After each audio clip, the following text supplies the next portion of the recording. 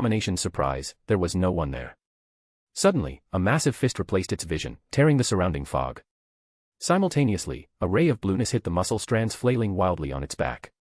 Then, the massive jaguar lunged out of the fog, brandishing its claws. The Nomu opened its mouth to fire another sonic blast, but Knuckleduster's punch landed on its chin, making it bite its bloody tongue. Roar! Roaring, the jaguar plunged its dagger-like claws deep into the Nomu's neck and jerked away its arm, beheading the abomination. As the Nomu's head went flying upward, its massive, mutated body slid down the cave's floor with a thud. An original image of the mutated jaguar is available. Chapter 117, Swindler. Luke, Knuckleduster, and Pop ** step huffed and puffed as the Nomu's head rolled away, leaving behind a bloody trail. Iwao, instead of looking at the beheaded Nomu, looked at Dr. Blessed, taking deep breaths. Iwao couldn't believe it. He saved Kazuho. He could have kept running, but when death pressed upon one's shoulder, it forced one's true nature out, regardless of how deeply it was buried. Iwao had learned, had experienced it, and had seen it happen right before its eyes. As they stood up, shaking, Dr. Blessed looked at his filthy white coat and lampooned. Wasn't planning on doing laundry today, you know. But I hate getting dirty. Kazuho and Iwao looked at him, stunned. Joke. Seriously? Was he truly making a joke now? However, before they relished their victory, their heads snapped forward, a chill running down their spines. The abomination's head that had been beheaded by the mutated jaguar was rolling on its own. In the next moment, tiny strands of muscle squirmed out, propping it up, its bloody gaze landing on them. Then, slowly, it began crawling forward, grinning ear to ear. As the jaguar growled, taking a step forward, Luke, Iwao, and Kazuho stepped back involuntarily. Evil. The Nomu growled, wording their thoughts. Devil. Kikikikikekek. My sister's good because she talks softly. Or is she the better one because she makes others feel accepted? Even without the Nomu naming her, they knew it was talking about singularity now. The Nomu, controlled by conformity, snapped its evil gaze at Luke, then. You, traitor of this world. Sinner, it hissed, the grin vanishing. Do you think if you meet the devil, it will scream at you? The Nomu stared at Kazuho, then. Will the devil pluck your eyes out and turn you into a puppet? The abomination stopped crawling and planted its gaze on Iwao. Will it claim to have stolen the love of your life? Will it break you, little by little, drowning you into despair? The grin on the Nomo's face returned. Keek keek keek. It cackled. No. The devil. It whispers. It will sing you a lullaby, smiling at you. When you have fallen asleep, it will lie next to you, giving you warmth. And, just as you wake up, it will start choking you, slowly, slowly, slowly. You know what's the best part is? Kiki. You will not even struggle. Good? Bad. Pure. Evil. You cannot put a label on us. We just are. Luke didn't have the clown potion activated now. Even then, he felt it, a bloody chill running down his spine. With an instinct that had taken root in his body, he moved, tilted his body slightly. In the next moment, the sword came for him, landing on his face, cracking the mask, and drawing blood. Luke rolled over, landing on his feet with a flick of his hands. It was Hero Killer, Stain, his eyes glowing as bloody as the Nomo's. Luke looked behind him and saw Iwao, Kazuho, and the mutated jaguar lying on the ground, paralyzed. In the next moment, Stain lifted his sword and licked it. Luke fell face first, half of his black mask falling apart, showing his black hair and a black eye, a bloody scar resting on his cheek. Kill the sinner first. The Noma growled. Colluding with enemy. Did you really think we won't notice? Stain walked forward and lifted his sword. However, before he attacked, his hand shook, the bloody glow in his eyes wavering. The Noma's eyes narrowed as it ground its teeth. It has not ended. Stain walked back and picked the head up before bolting toward the cave's exit. Growling, the mutated jaguar somehow got up, tearing half its muscles.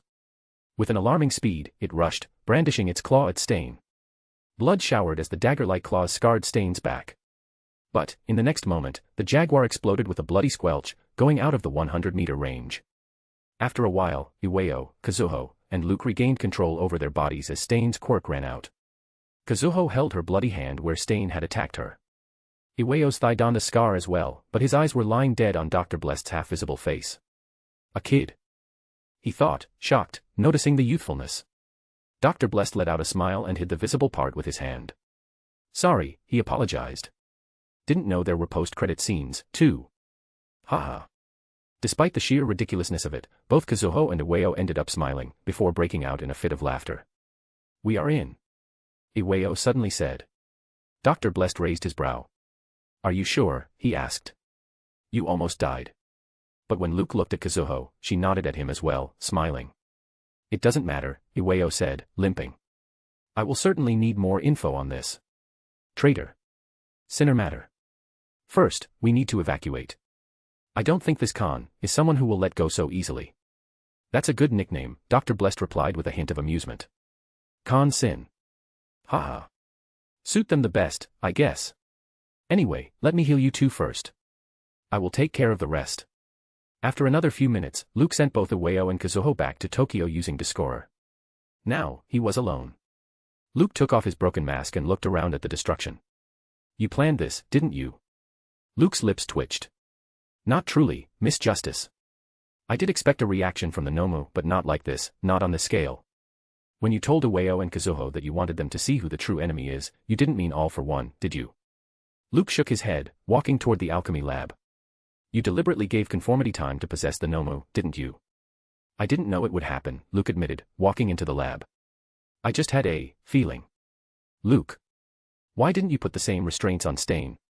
Why did you truly kidnap Stain and bring him here? That was the question, wasn't it? Luke grinned, holding the swindler potion. I wanted to see. I wanted to confirm.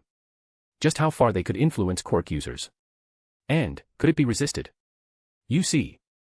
The rage Stain carries within him isn't much unlike the one Bakugo was known for in my previous life. Then, thinking of his wife, Luke drank the potion. And, in the very next moment, the swindler potion was digested completely. Momo.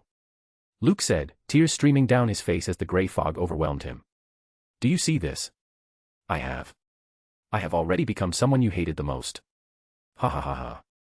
Volume 3, Clown, Apprentice, Swindler, ends. Chapter 118, The Devil of the Tarot Club. Volume 4, Apostles, Claws, Radiance. Volume Info, Volume 4 will cover the formation of various organizations. It will last till the beginning of the third term of UA. There will be 3 major arcs in this volume. Till the end of the school festival. Hero site visit, based on MHA movie. Training Camp. If you are liking the work so far, please consider supporting the work as well. Up to 60 chapters ahead are available, link in my bio. Enjoy. Chapter begins. When Luke arrived at the Grey Castle, he couldn't see Mr. Fool anywhere. The grey fog was still there. So was the long table with chairs on either side. However, the high-back chair where Mr. Fool used to sit was empty. Luke, once again, was standing at the very end of the long table. He looked around, and up and down, hoping to see someone. Other than an unnerving silence, he failed to sense anything. Suddenly, by chance, his eyes landed on the table right under him. A tarot card was lying there face down. Taken over by curiosity, Luke reached out and turned the card over. It was the devil. As if that was a cue, suddenly, figures began taking shape on the chairs, making Luke step back involuntarily. What's going on? Luke thought, shocked. Did I arrive at another place? Miss Justice warned me that there were others like Mr. Fool, but they were not as good as him. To Luke's utter surprise, it was the newcomers who seemed even more shocked and alarmed because of his presence. Luke didn't know if he could use danger intuition here or not. However, he could distinctly tell that he was about to get obliterated without getting a single chance to explain himself. Suddenly, a mass of golden blobs left Luke, broke down into many parts, and shot toward all the figures with the speed of light. For a moment, all the figures remained standing there, transfixed. Then, Luke heard many sighs. Even though those figures were covered by the grey fog, he could see their shoulders relaxing markedly. There was one more thing Luke noticed. If he wasn't reading their body language and sensing their clothing wrong, then females were on the left side and males were on the right. There were 4 in each of the 2 groups. Just as the 8 figures relaxed, a chair materialized on the male side, at the 5th position. Mr. Devil. Luke's head snapped forward so fast that even his spirit jolted. He knew this voice because he had been hearing it for over 1.5 years now. Miss Justice? Luke asked, shocked. Did the system materialize itself? No and yes, the female at the very front, and closest to Mr. Fool's chair, said. Please take your seat. I will explain. Luke awkwardly nodded, looking back at the tarot card in his hand that vanished, becoming grey fog. The devil. It whispers. Luke remembered Conformity's words as they rang in his mind. It didn't take him more than a few moments to figure out that all these figures must be Mr. Fool's other blessed, taking tarot cards as their code names. But why the devil? Luke thought, sitting on his chair. Am I more evil than even Conformity? Ha. You have a very positive attitude about calming down your nerves using humor, Miss Justice said, still standing, looking at him. You prefer clown potion among the 3 pathways, don't you? Luke's eyes widened. Luke looked at the empty chair. May I know where Mr. Fool is? Miss Justice nodded at Luke. Mr. Fool is unavailable currently, she told him, shocking Luke. Like you, we also have the same mission. We will discuss more on it, but first, let me introduce you to the rest of the Tarot Club. Tarot Club? Luke nodded. I am Justice, the lady said, giving him a formal courtesy. Next to me are Magician, Hermit, and Judgment. Luke exchanged a nod with everyone. Then, Miss Justice looked at the male side of the table. The Hanged Man, she introduced, as the men nodded at Luke. The sun. The moon. I am Star, the man next to Luke spoke up before Miss Justice could finish. Have you ever met a man wearing a monocle on your side? Eh? Luke was as puzzled as a common man could get in such a mysterious setting. However, he noticed an oddity. Everyone, including Miss Justice, seemed to be holding their breaths, waiting for his answer. Monocles aren't common from where I come from, Luke hurriedly explained.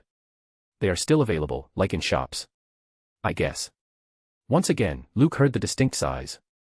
These people are weird. There seems to be an inconsistent gap in time between our world and Mr. Devil's, Luke heard the hangman saying as Miss Justice sat down. The others nodded at his remark. Only a few months have passed on his side, but here. Sensing Luke's confusion, Miss Justice explained, the system Mr. Fool blessed you with shared a few details with us when we arrived here. We know what happened to you and some of the things that were discussed in the last 2 meetings you had with Mr. Fool. In Mr. Fool's absence, we will try to guide you as much as we can, as our goals align. So, before we proceed, can you briefly explain what occurred between the last meeting and now? Luke remembered that Mr. Fool had directly gone through his memories through the system. Somehow, despite knowing that, he hadn't minded it, considering Mr. Fool's overwhelming status. But, as Luke found that these figures couldn't do the same, a wave of relief washed over him. It wasn't like he meant to hide anything. However, it more or less told him that these figures weren't on the same level as Mr. Fool and were truly someone like him, common people with extraordinary powers. So, not taking too much time to collect his thoughts, Luke retold the events from his fight with Shigaraki near UA to his becoming the swindler. When he was finished, Luke found everyone looking at him with disbelief. Digested swindler right after drinking the potion. Miss Justice was looking at him with blatant fascination. Miss Magician and Miss Judgment were looking at Luke and then at each other. Miss Hermit nudged her glasses as she stared at him. On his side, the hangman was staring right at him as well. The sun was turning around on his chair as if he eagerly wanted to ask something. The moon was edging away slightly on his chair, his head snapping at others. The star shifted on his seat as well, looking right into Luke's eyes as if he could see their blueness. Are you sure? Mr. Star asked as Luke noticed the silence again, that you haven't seen anyone wearing a monocle around you. Chapter 119, Casual Tarot Club Gathering, Guiding New Member. Luke soon learned why the Tarot Club members were being so weird around him, bringing up the monocle-wearing person in the conversation. It turned out, one of the most prominent enemies of Mr. Fool in the distant world was a person called Amon, who also went by the name of Error. Amon preferred wearing a monocle on his right eye, and, coincidentally, he was a god of the Marauder pathway. The same pathway that Luke, despite not liking it, was getting mastery over as if he had known it forever. As Luke confirmed that he truly hadn't seen anyone like that, the members once again sighed, regaining their posture. Also, Mr. Devil said, adding, there's a boundary around my world which prevents foreign interference. That made everyone raise their brows. Is that so? The hangman asked. Did Mr. Fool tell you that? Luke nodded. Mr. Fool told me that when he saved my spirit body, he sensed that there was no spirit world, along with the matter of this boundary. On the other side of the table, Miss Magician and Miss Judgment almost face-bombed. Miss Justice cleared her throat. You can exchange such information with us, she told Luke. Luke's mouth dropped. I thought they already knew it. Didn't the system reveal everything to them? We know about conformity and singularity, Miss Justice explained. The matter of your resurrection. And a few more things, as theorized by Mr. Fool. Nothing else. You are free to share what you want with us. Of course, you can ask something in return as long as it's equivalent in worth. Luke gaped at Miss Justice and then looked around, finally realizing that he had been pouring out information without putting conditions first all along. Now I know why Mr. Fool chose Miss Justice as the system, Luke lampooned. Imagine a system trying to hoodwink me at every step. Thank you, Miss Justice, Mr. Devil nodded. I do have a few things I would like to know. In return. Luke didn't know what he could tell them in return. Unlike these people, he was just a man on a mysterious hunt in his world, trying to find answers himself. You mentioned this spell. Miss Hermit said, nudging her glasses. Blood creation, I mean. Can you create anything? Luke nodded. As long as it's not a living thing. But I can only come here as spirit body, and only when I have digested 3 potions of the same sequence. Also, I don't think I can bring items with me. Yes, Miss Hermit nodded, cutting him off. But you can sacrifice those items to Mr. Fool, and then we can get them in our world. This time, Luke was shocked enough to think out loud. You can do that. Wasn't Mr. Fool like a god? Luke was dumbfounded. Why would a god entertain his back-to-back requests? Of course, you can, Miss Justice added. If you are having trouble facing an issue, a grave one, you can just pray to Mr. Fool and ask him for guidance, too.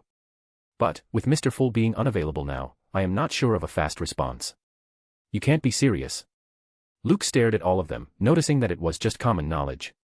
In Luke's world, there was a debate about whether gods even existed or not. Forget about getting a response by praying to Jesus or Vishnu. If a wish did end up coming true by sheer coincidence, it was counted as a miracle. This was the first time Luke was learning that there were worlds where you could ask a god's assistance for everyday tasks. Did I really miss my chance? Luke asked himself. Should I have been more eager to ask questions to Mr. Fool? I knew of sacrificial rituals, he said after a while. I will try sacrificing a few items after returning. So, should I ask my questions when I come next time here? No, Miss Hermit said. Let's take it as an advance payment. If it doesn't work out on your end, we will think of something else in the future. Luke nodded. I want to know more about sequences and pathways. The way Mr. Fool and Miss Justice. I mean, the system talks about the 3 pathways I have, gives me an impression that they aren't the only 3 available on your side. I can answer that. Luke's head snapped to his right. It was Mr. Moon, casually leaning back in the chair, smiling. But, first, I would like to know if you can create dolls using this blood creation. Mr. Moon asked. Dolls. Luke frowned. Oh, like for rituals. As the silence persisted between the Tarot Club members, Mr. Moon replied, yes. As long as I have a detailed composition of an object, Luke told them, I can create anything. The effect won't be as good as using true creation quirk, but for simple objects, it would be hard to tell the difference. The moment Luke finished the sentence, he found the gray fog in front of him becoming a page on the table. Soon, a very detailed sketch of a person-sized doll took shape on the paper. You can use that, Mr. Moon said, sounding excited. If you forget it, you can pray to Mr. Fool to recall it accurately. By now, Luke was contemplating what he couldn't pray for to Mr. Fool. Suddenly, Mr. Star, next to Luke, joined in. Everyone here knows the answer to your question, Mr. Devil. You don't need to accept this particular request if you don't want to. Mr. Moon looked at Mr. Star in shock and betrayal. He looked at Mr. Devil and urgently said, "We Sanguine know the history of all pathways better than anyone."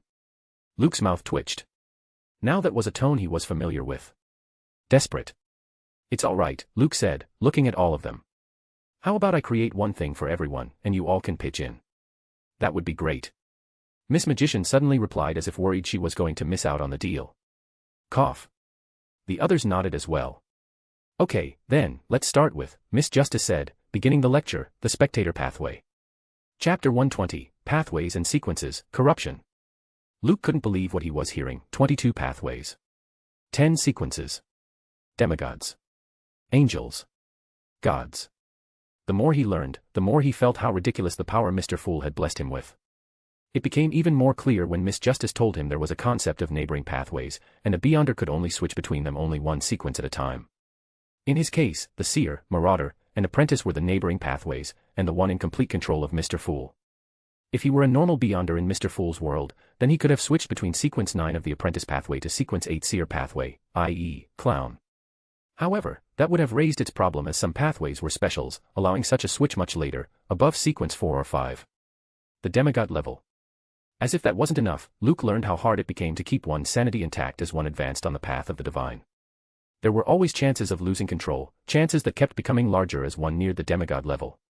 For Luke to hold onto sequences of 3 different pathways at a time, even if they were neighboring pathways, just proved how potent Mr. Fool's blessing was.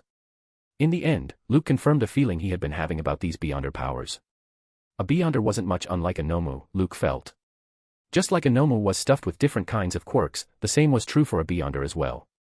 However, in the case of Beyonder, it was the potions that filled them with quirks. Despite the immense difference in these two methods, there was one chilling similarity. No matter if it was Nomu or Beyonder, the more the quirk/potions they had, the more they tended to lose their reasoning. And that's exactly what Quirk Singularity stated. Only Dr. Kyudai had achieved the singular feat of giving intelligence to high-end Nomus, having multiple quirks. In that way, those high-end Nomus were similar to demigods, Luke theorized. But there was one thing more. Luke had an idea why multiple quirks resulted in loss of reasoning capabilities, as he had researched it in his previous life. Combined with Mr. Fool's spirit particle theory, he was almost sure that it was because of one's natural rejection of foreign spirit particles. If it wasn't for One for All's nature, then passing quirks like that to quirk users would have turned One for All users into simpletons as well. With that in mind, Luke couldn't help but focus on the matter of losing control in the case of Beyonders. When the Tarot Club members finished giving a brief overview of the pathways and sequences, Luke asked, "Why?" As all of them looked at Luke in silence, he repeated, explaining what he was thinking. Sitting opposite him, Miss Hermit nudged her glasses. "You thought of all this while listening to us?" Luke nodded, feeling confused. When else was he supposed to analyze the matter? Spending a lifetime among scientists of the blue site, where each one was better than the other, Luke seemed to have gained a very underestimated opinion of himself. It didn't even cross his mind that such cold reasoning, while hearing shocking things like sequences, pathways, and the dangers stemming from them, wasn't natural. "It's the corruption," Mr. Starr suddenly said, sighing. That rang alarm bells in Luke's mind. Corruption. "For that, you must learn the myth of creation first," Miss Justice said. "Let me explain." Then, the noble lady told Luke how the Creator awoke from chaos and shattered the darkness, creating the first ray of light, and how everything in existence came from him. When Miss Justice finished her part, Miss Hermit said, "So, these ingredients that we use to brew potion, they are nothing but corrupted extraordinary materials. With each sequence, Beyonders become closer to the Creator, accumulating more corruption.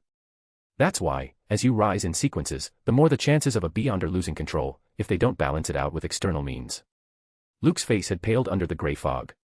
The ingredients are corrupted. The words rang in his mind, jolting his spirit body. "I have been getting Momo to create." "I don't think the ingredients you use to brew potion are corrupted, Mr. Devil," Miss Justice said. "If it had been the case, I am sure Mr. Fool would have told you about it." Luke found himself lacking words. It was true, in a sense. Mr. Fool had warned him about lots of things, but he had never mentioned the matter of corruption. I don't understand. Luke said, looking at others. Isn't the beyonder powers stem from this corruption? If they do, and if the ingredients I create aren't corrupted, then how am I getting the same powers? Everyone looked at each other. I have a theory. The hangman suddenly said, making everyone look at him. This system that Mr. Fool blessed you with. I think that's the source of corruption inside you. It interacts with the potion you consume without corrupting you. Also, it will explain why you would need your blood for bestowing potions upon others. The system would be corrupting the said blood drop, infusing the brewed potion with corruption. That's... Luke gaped at the men. Brilliant. I misread Mr. Hangman, Luke contemplated. I thought he was trying to hoodwink me. But, in truth, he must be the wisest member of this club. The hanged brushed off Luke's remark. It's nothing compared to Mr. Fool's powers, he said reverently. Praise be to Mr. Fool.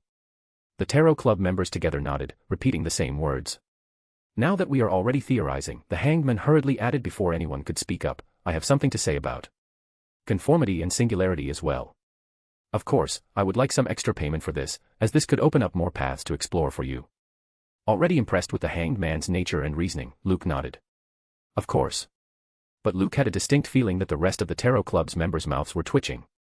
Chapter 121, Angels and Gods, the Tarot Club meeting ends.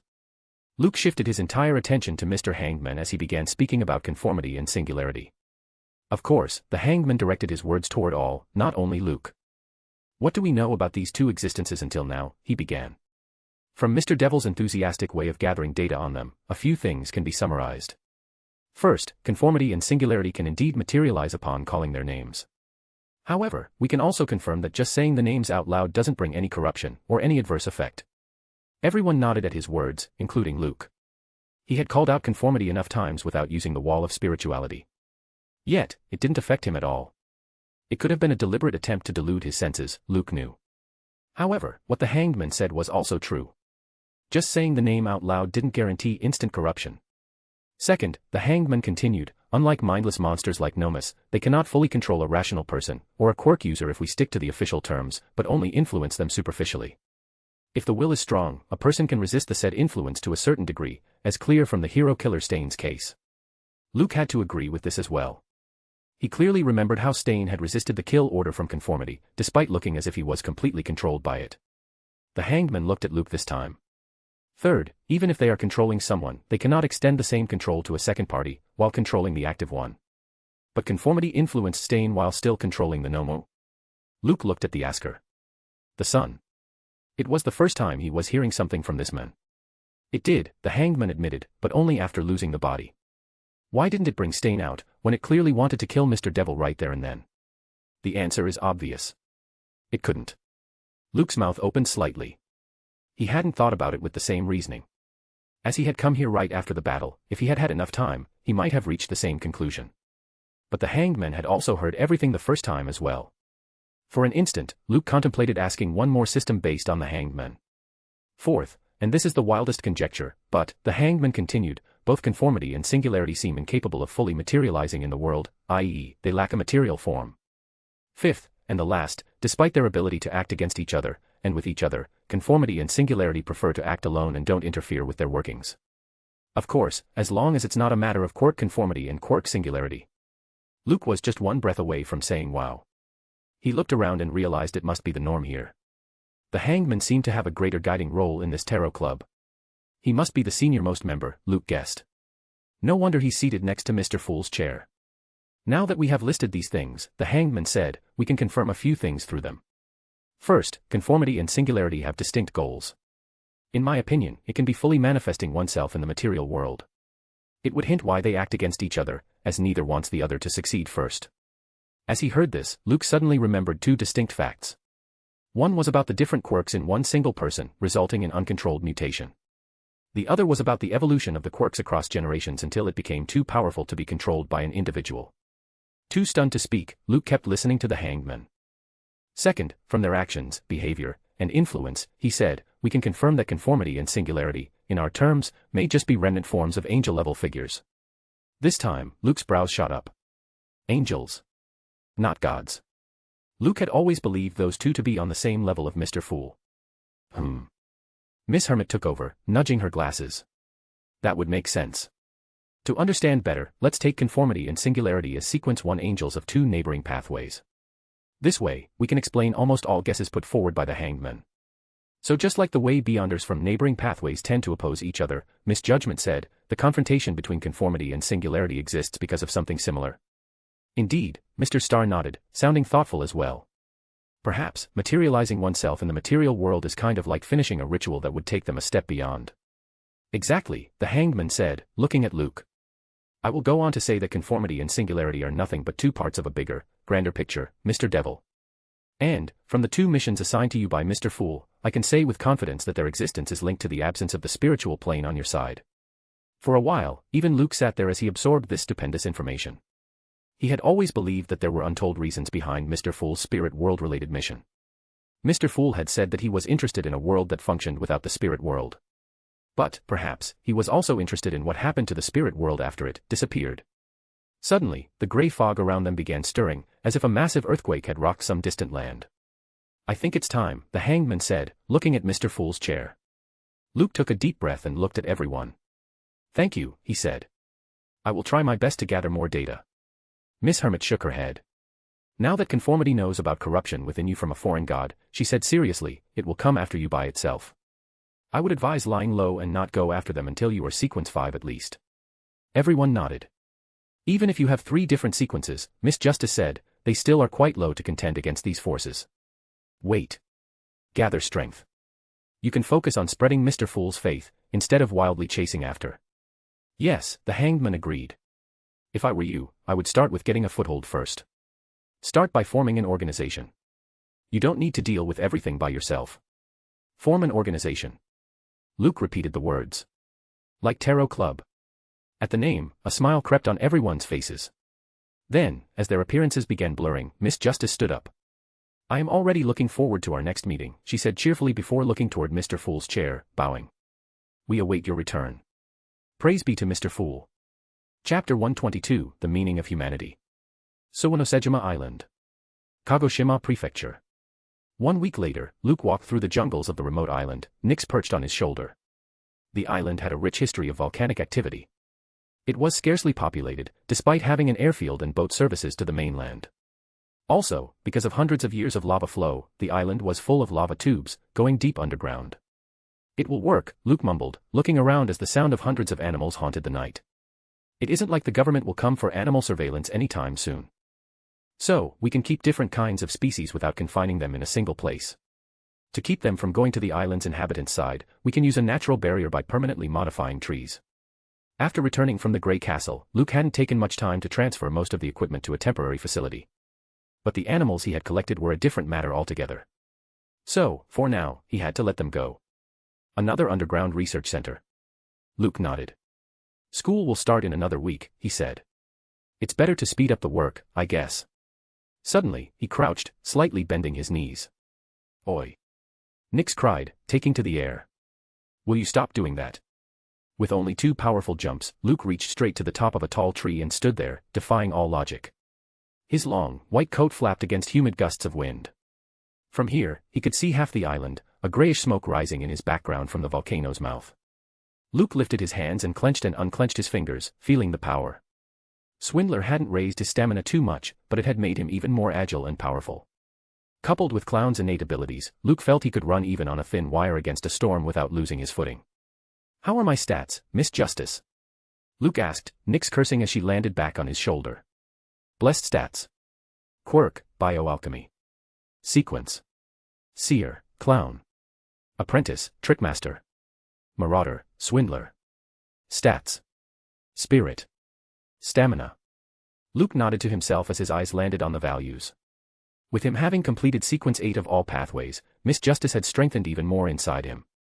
However, it still wasn't enough for him to go to the Grey Castle whenever he wanted. Surprisingly, he had succeeded in sacrificing an item to Mr. Fool using a sacrificial ritual. He had already created a doll as per Mr. Moon's design and sent it to him. The rest of the Tarot Club members hadn't contacted him regarding what they wanted, though. Will you receive the message first, Miss Justice? Luke asked curiously. Yes. I will transfer it to you instantly.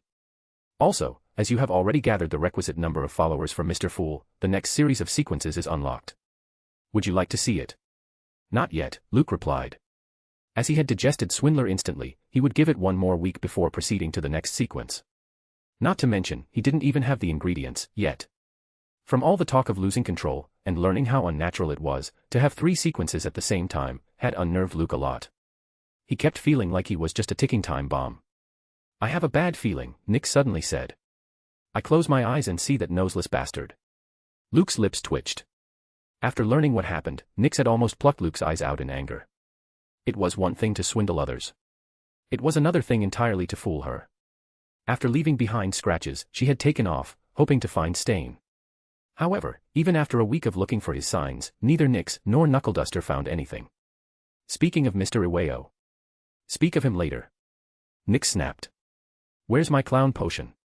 Will you stop snapping at me? Luke complained. I told you I won't keep you in the dark anymore. Don't you remember how I even apologized to you with that cake? Cake.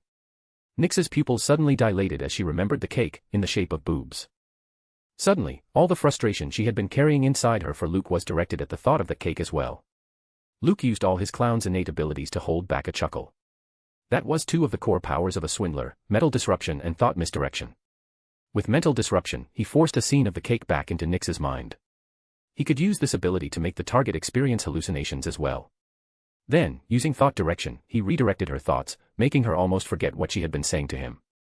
Unlike the physical enhancement and superior observation, though, he could only use these abilities when the swindler potion was active in the system, just like he could only use danger intuition when he was a clown.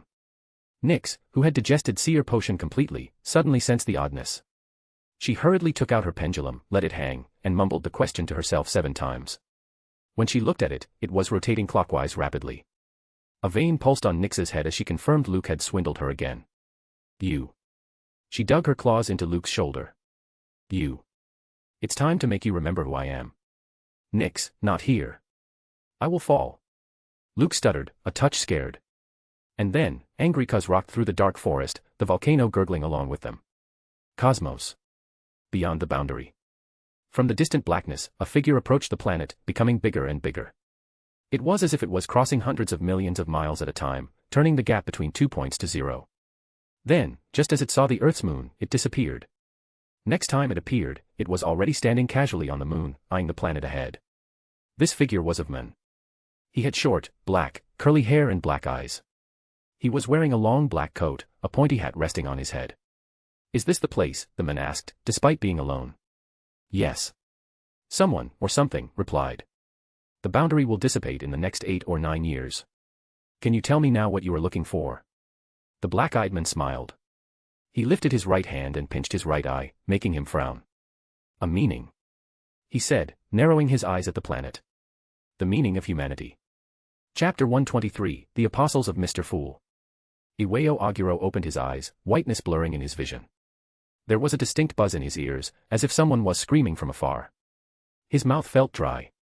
When he couldn't remember where he was, his experience forced him to feel his fingers, trying to assess his physical situation. But, as per habit, he didn't try to move his toes because doing that would pain him like hell. The moment he thought of his legs, though, Iwao's eyes shot open fully, getting blinded by the sudden exposure. Yes. Now, he remembered. The screams coming from afar weren't of someone else's, but his. His heart beating loudly against his chest, Iwao propped himself on the bed, moving his toes. It was gone. Iwao's eyes widened. The pain was gone. He could feel his legs. They almost felt foreign to his body, which had become accustomed to not using them without support. Yet, Iwao knew they were his. Better than ever. Suddenly, the door to the surgery room opened. Seeing Iwao, who had slid off the bed at some point, and was doing jumping jacks, Kazuho's eyes popped out, her mouth hanging low. Master. Kazuho said, dumbfounded. He did it. Iwao shared Kazuho's shock, a thrill coursing his veins. Yes. Dr. Blessed had really done it. The fanatic had contacted them a few days ago, saying he had finished creating a new underground lab. Then, he had offered to resolve Iwao's leg issue first. Unfortunately, Dr. Bless told them that no matter how powerful a healing quirk he might use, Iwao's legs would never be healed fully. This was something Iwao had already confirmed. If the injury had been fresh, then it could have been healed entirely. However, with years already passed since the Narahata incident, his legs had lost their original strength, making such quirks useless. It was then that Dr. Blessed had proposed something outrageous. Outrageous enough to even make Iwao think it over a dozen times. I will break your legs thoroughly, Dr. Blessed had him. Bones. Flesh. Everything. Then, taking advantage of the fresh injuries, I will heal them from the scratch. Your legs will regain their original strength. They might even get stronger. If these words hadn't come out of Dr. Blessed's mouth, he would have never gone with it. Let's not even mention the sheer dangers and variables involved. What if the procedure ended up failing? Wouldn't he come out in a much worse position than the one he already had? Despite these unnerving questions, Iwao had sensed an alarming confidence in Dr. Blessed's voice. It had felt like the man was too proficient in handling surgeries and bloody procedures like this. The feeling had shocked Iwao because, if he wasn't wrong, then Dr. Blessed couldn't be older than 16 to 17. Even if he possessed a youthful face, he could be as old as 20, perhaps. Still, too young to possess such confidence.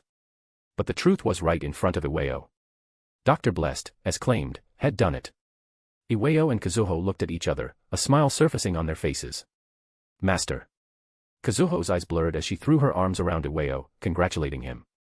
If you two have caught up, a voice entered their ears, then please come with me. Master is waiting for you. Iwao and Kazuho's heads snapped toward the entrance, but they couldn't see anyone. Down. Their eyes landed on a black cat, licking her paws. Then, saying nothing, she turned around and walked away, giving them an annoyed look. Iwao and Kazuho's mouths twitched, a question rising in their hearts simultaneously. Just what is Dr. Blessed's quirk? Kazuho, dressed as Pop ** Step, with a fake left eye, and knuckle duster, wearing his normal vigilante clothes, and with a jump in his steps, entered a dimly lit, circular hall. There was a long table in the middle of the hall, with many chairs on either side. Dr. Blessed, in a white lab coat and black mask, was seated on the far end of the table. Iwao and Kazuho exchanged a glance and proceeded to sit on the chairs next to Dr. Blessed, opposite each other. Dr. Blessed looked to his right at Iwao. Then, slowly, he looked to his left at Kazuho. Before beginning, he said, I want you two to think it over. This is it. Once you step into it, there's no turning back. The enemy you saw a few days ago was just a hint. Things will get bad. Then, they will get worse. It's possible that both Khan and Sin will come after us now. They might come after the people you love. Your family. Your friends. If you decide to leave, then I will not stop you. Consider my treating Mr. Iwao's legs a gesture of goodwill. Iwao's fingers balled into fists under the table. Was Dr. Blessed really a kid? If the man behind the black mask was indeed that young, then why was he, an old man, feeling so much weight in his voice and words? Opposite him, Kazuho looked down at her hands as well, twisting her thumbs. Will? Kazuho asked, hesitating. Will I be able to jump again, too? Like before? Dr. Blessed looked at her and nodded. Iwao and Kazuho shared a final glance. It wasn't about gaining power. They knew it in their hearts. It was about being involved. Last time, in Narahata, they had been in the thick of all the events.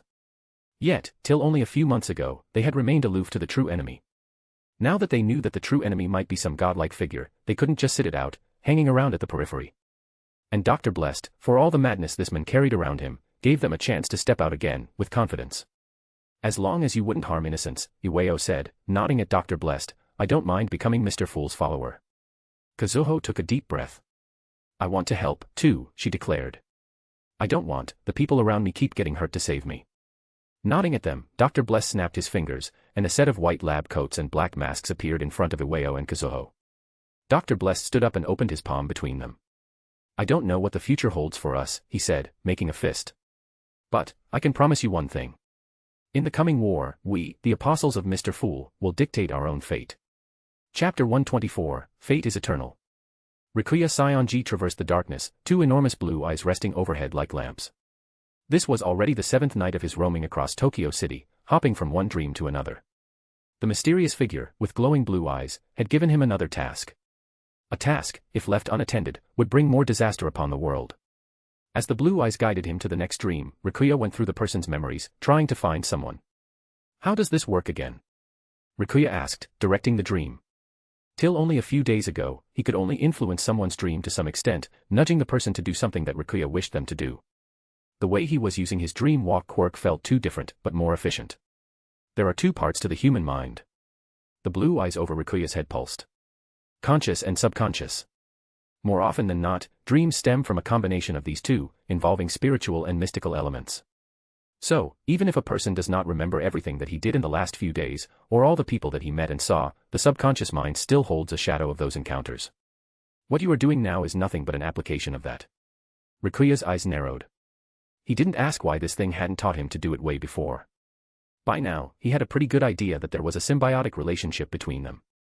He needed the thing to explore the dream worlds. There was a gulf of darkness between the two dreams that he just couldn't cross. It was like two islands separated by black waters. The thing acted as a compass for him, letting him know in which direction to steer the boat, i.e., his quirk. In return, it asked of him favors. The first time it had approached him, it had shown him what was going on at the blue site. If it wasn't for his father's changed behavior, Rikuya had almost ended up hating him. Then, it had offered him a way to explore the dream world without ending up dying in his sleep. In return, it had asked him to protect his idiot cousin from time to time, who, by the way, was getting crazier and crazier by the seconds. And now, it was this. The thing had offered him a new way to manipulate dreams. In return, he needed to find hero killer, Stain. How his idiot cousin lost the villain he had publicly kidnapped was beyond Rikuya. But, knowing that Luke had a few screws loose, it hadn't come as a surprise to him. What did come as a surprise was the thing's urgent tone. Rikuya could feel it in his bones. There was something deeply wrong about all this. What aren't you telling me? He asked finally, unable to take it any longer. What's wrong with this? Stain. Rikuya knew his limits. He wasn't as smart as his sister, Aina, and, as much as he disliked admitting, he couldn't match up to Luke's reasoning abilities as well. However, that was only comparative. Rikuya knew this thing was something utterly incomprehensible.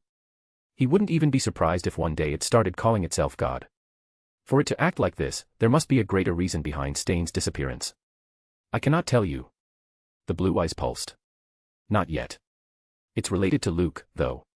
My brother has found the secret behind Luke's strange powers. Now, he controls Stain. And, unfortunately, he isn't as tolerant as I. Rikuya's eyes widened. This thing has a brother. As if that thought wasn't enough, something in its tone was telling him that this brother wasn't a nice guy. Rikuya already considered the thing as a mystical godlike entity. What should he consider its brother, then? And this thing was after Luke. Strange powers. Rikuya asked, trying not to ask about the brother. You only mentioned bioalchemy to me. He has even more quirks. Were all bastards this lucky? Bioalchemy in itself was a logic-defying quirk in Rikuya's opinion. I cannot tell you. The voice sounded hesitant. What your brother has done can result either in disaster or exploring a route that has never been explored before. I want to see how far he would go before realizing the consequences of his actions, and what his choice would be when he stands before those consequences. Rikuya stood there for a moment, processing the unfathomable words. You said my brother's actions can result in disaster, he repeated, narrowing his eyes. What kind of disaster are we talking about? Involuntarily, Rikuya's heart was thumping in his chest. He wasn't in the dreamland physically, as his body was still at home. However, any physical, emotional, and spiritual reaction or damage here also brought reactions to his body. So, this nervousness within Rikuya was as real as it could get. Especially when he had an idea of what kind of answer he would get. The world-ending kind. It answered, voicing Rikuya's thoughts. There will be nothing left but blood and corruption. A chill ran down Rikuya's spine. And you will let that happen, he asked. Why not go to Luke's dream and stop him? It's not possible now. The blue eyes pulsed with a broken rhythm. He's corrupted beyond return. I have already confirmed it by visiting his dream. Rikuya was aghast. Just what was going on? That is Luke's fate, Rikuya. It said after a while. People. They try to run from fate. They try to hold it in their palms, control it. But that's nothing more than an illusion. Fate is eternal. Telling you more will be counterproductive. Let's end it here today. We will try again tomorrow. Rikuya's fingers balled into fists. Then, he let out a sigh, knowing how futile it would be to push this thing. Suddenly, something clicked in Rikuya's mind. These strange powers, you mentioned, he asked, walking through the darkness, can I get them, too? The blue eyes over Rikuya's head narrowed. Yes. It said. If what I think my brother's trying to do is true, then I will have no choice but to interfere as well. Chapter 125, Nyx's Heaven, Visiting Blue Site. Getting rejected from interviews. Life feels dull. No luck romantically. For only $1, yes, $1, know why it is so. On the side of one of Tokyo's busiest streets, a beggar was shouting at the crowd. There was a small, torn cloth on the ground in front of him, holding a deck of tarot cards, with a few cards lying out open in 2 rows. A raven was perched next to the tarot cards as well. More often than not, it was the raven that attracted the people's eyes rather than the beggar's stinging words. "Excuse me?" a young girl asked, seeming shy. "Can I?" "Oh, yes," the beggar shouted in thrill, nudging the raven. "What does the young miss want to know today?" "I want to know." The girl looked around. "I want to know if my boyfriend is cheating on me." As the beggar held out his hand, she took out a coin and handed it over to him. Nix opened her eyes, her pupils dilating. "Do you have anything that belongs to the rascal?" The girl gasped. "It speaks." "Rascal." She hurriedly nodded and took out a bracelet from her purse. The moment Nix laid her eyes on the bracelet, her eyes squinted. It looked shiny, but it was a counterfeit. She had borrowed enough jewelry to tell real from fake in 2 lives. Dream divination should do the trick, Nix thought. Unlike Luke, who dared not attempt dream divination anymore because of conformity and singularity, Nix had found no such risks while using her seer's abilities. Holding the bracelet with her claws, Nix repeated a question several times in her mind, letting her spirituality guide her to the dreams. Images began taking shape as she traced the bracelet back to the owner. After a while, she opened her eyes, spat on the bracelet. "He is cheating with your sister." "No." The girl stumbled back. "How can?" Fuming, with blurry eyes, the girl ran away, not even taking the bracelet with her. "All right." Nix kicked the bracelet away. "It's enough for today. Time to go to heaven." "No." The beggar cried. "Your Highness, are you sick?" "Sick your mother." Nix spat. "Mongrel." Then, slapping the back of the beggar's head, she took off. Midoriya ran on the beach, the sun setting behind the waves on the horizon. For the last few weeks, he had been training himself to use full cowling better, letting his body get used to it. Despite gaining an initial mastery over One for All, Midoriya felt like he wasn't improving as fast as he should be. It was especially so after what happened during the summer internship. The more he thought about it, the more Midoriya felt like he was just at the bottom, with the real players hanging around at the top, remaining out of his reach. If he didn't get stronger soon, he wouldn't be able to even see them. I wonder how much everyone has improved during the summer break, Midoriya thought. They all must be training hard, too. The good thing was that he wouldn't need to wait long to get the answer. School was going to start tomorrow, with new lessons and new challenges. Suddenly, a cawing sound dropped from the sky. Midoriya looked up. It was Nix. Midoriya hadn't met Luke since the summer internship. But Nix had kept visiting him now and then, saying she found him handsome. Nix landed on Midoriya's shoulder and yawned. "I am sleepy. Don't wake me up." Then, closing her eyes, she fell asleep. Midoriya's lips twitched. He had a vague idea that all the talk of her finding her handsome was just a ruse to avoid training with Luke and fall asleep. To his relief, Nix was strong enough not to get blown away when he. Red-colored veins slithered on Midoriya's body, shining with stars within them, as he activated One for All. His toes dug deeper into the sand. With a gentle push, Midoriya shot forward, kicking the sand with as much power as he could. Luke. Todoroki. Bakugo. Midoriya blurred across the beach, thinking of everyone. "I hope you're all giving it your all. Because if you are not, I will not wait for you to catch up." Luke smiled as Dr. Donald drew blood from his arm. The bald, old man handed over the syringe to a nurse and put his hand on Luke's shoulder. "You should visit often," he told Luke, smiling. "Everyone here misses you. I know it sounds selfish, but we were gathered by your father to keep you safe. You must understand how we felt, learning that a villain kidnapped you." Luke stared at Donald's hand, still smiling, rage boiling under the clown's mask.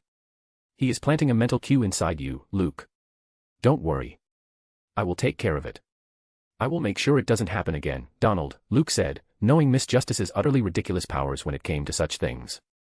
"Also. I think, yes. Why not? I will visit more often, I guess." Dr. Donald beamed, seeing Luke agreeing to him. Luke had better things to do than deal with this man right now. There was a reason he wanted to visit the blue site in the coming months, at least. To Luke's dismay, things had taken an unpredictable turn. "I am very curious about the specimen, though," Luke said, using Swindler's abilities to redirect Donald's thoughts. "Can I see it?" "Of course," Dr. Donald said. "I meant to show it to you, anyway. Follow me." Luke followed the chief scientist, putting on his clothes. Through the blue site's hallways, down an elevator that took them deeper, they reached a massive laboratory. There, bolted to a huge table, was the Nomu. The same Nomo that All Might had sent flying before it was taken away by the police, throwing it into Tartarus. In his previous life, because of their priority in keeping Luke hidden from outside, the Blue Site hadn't begun researching the Nomus until a few years after the final war. "What are you planning on doing with it?" Luke asked. "It's opposite you, you know," Dr. Donald said. "There's someone out there who can bestow quirks upon people. Your father is very interested. Both in the men behind Nomu and Dr. Blessed." Luke's brows rose. "Dr. Blessed?" "Yes, in this, I and Ryuichiro agree," Dr. Donald said, smiling. "The world will be a better place if these two men don't exist." Chapter 126, Summer Break Ends, New Beyonders. Note, I need 2 more reviews, guys. Help me out. Luke stared at the Nomu as Donald began pouring out the details they had found out after a preliminary examination. He wasn't overly worried about conformity possessing this Nomu. After facing conformity-possessed beings repeatedly in the last year, Luke had gained a good idea about who could be possessed and when. Instability and vulnerability were the keys, Luke knew. Whether these were physical or mental, both gave the chance to conformity, and perhaps singularity, to take over the life form. The only reason that the Nomus were so prone to being controlled was because of their nature. Dr. Kyudai, with the help of All for One, had designed these Nomus to hold as many quirks as they could at the cost of their reasoning abilities, while simultaneously mutating their bodies. The Nomus couldn't even think for themselves and could only follow specific orders. So, all one had to do was to injure a Nomu enough to make it physically unstable, paving the way for conformity to take over. The same had happened in the last 2 cases, if Luke was right about all this. In the first case, when he had infiltrated Dr. Kyudai's secret lab under the Joko Hospital, an upper-tier Nomu had attacked him. Even though this Nomu had a regeneration quirk, it wasn't as formidable as the super regeneration that the Nomu, who was defeated by All Might, held. That's why, when the mutated rat tore through half of its torso, it left the Nomu vulnerable both mentally and physically. Similarly, the lower-tier Nomu that Luke had kidnapped had also been on the verge of dying. This one didn't even have a regeneration quirk. After returning from the Grey Castle, and mulling over it for a few days, Luke couldn't help but conclude that conformity must have possessed the Nomu the very first time he had called out its name. "What do we know about Dr. Blessed?" Luke suddenly asked. If his father was interested in eliminating him, then Luke must know what was going on behind the scenes. If Ryuichiro Saionji indeed considered Dr. Blessed a threat to Luke, then there was no saying to what lengths that men could go in eliminating that threat.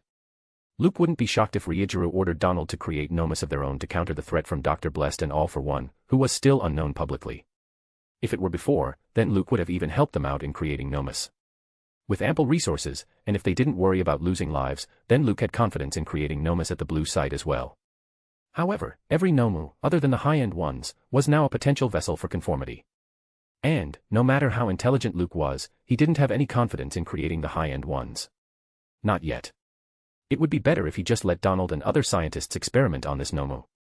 Not only would it keep them occupied, but it would also give Luke a much-needed alibi later, if needed. Dr. Donald was taken aback a bit by the sudden question. To be honest, the bald, old man nudged his glasses. Dr. Blessed's quirk feels similar to yours. Luke put up the clown's face, manipulating his facial expression. He let out a chuckle. Don't say that in front of Nyx, he quipped.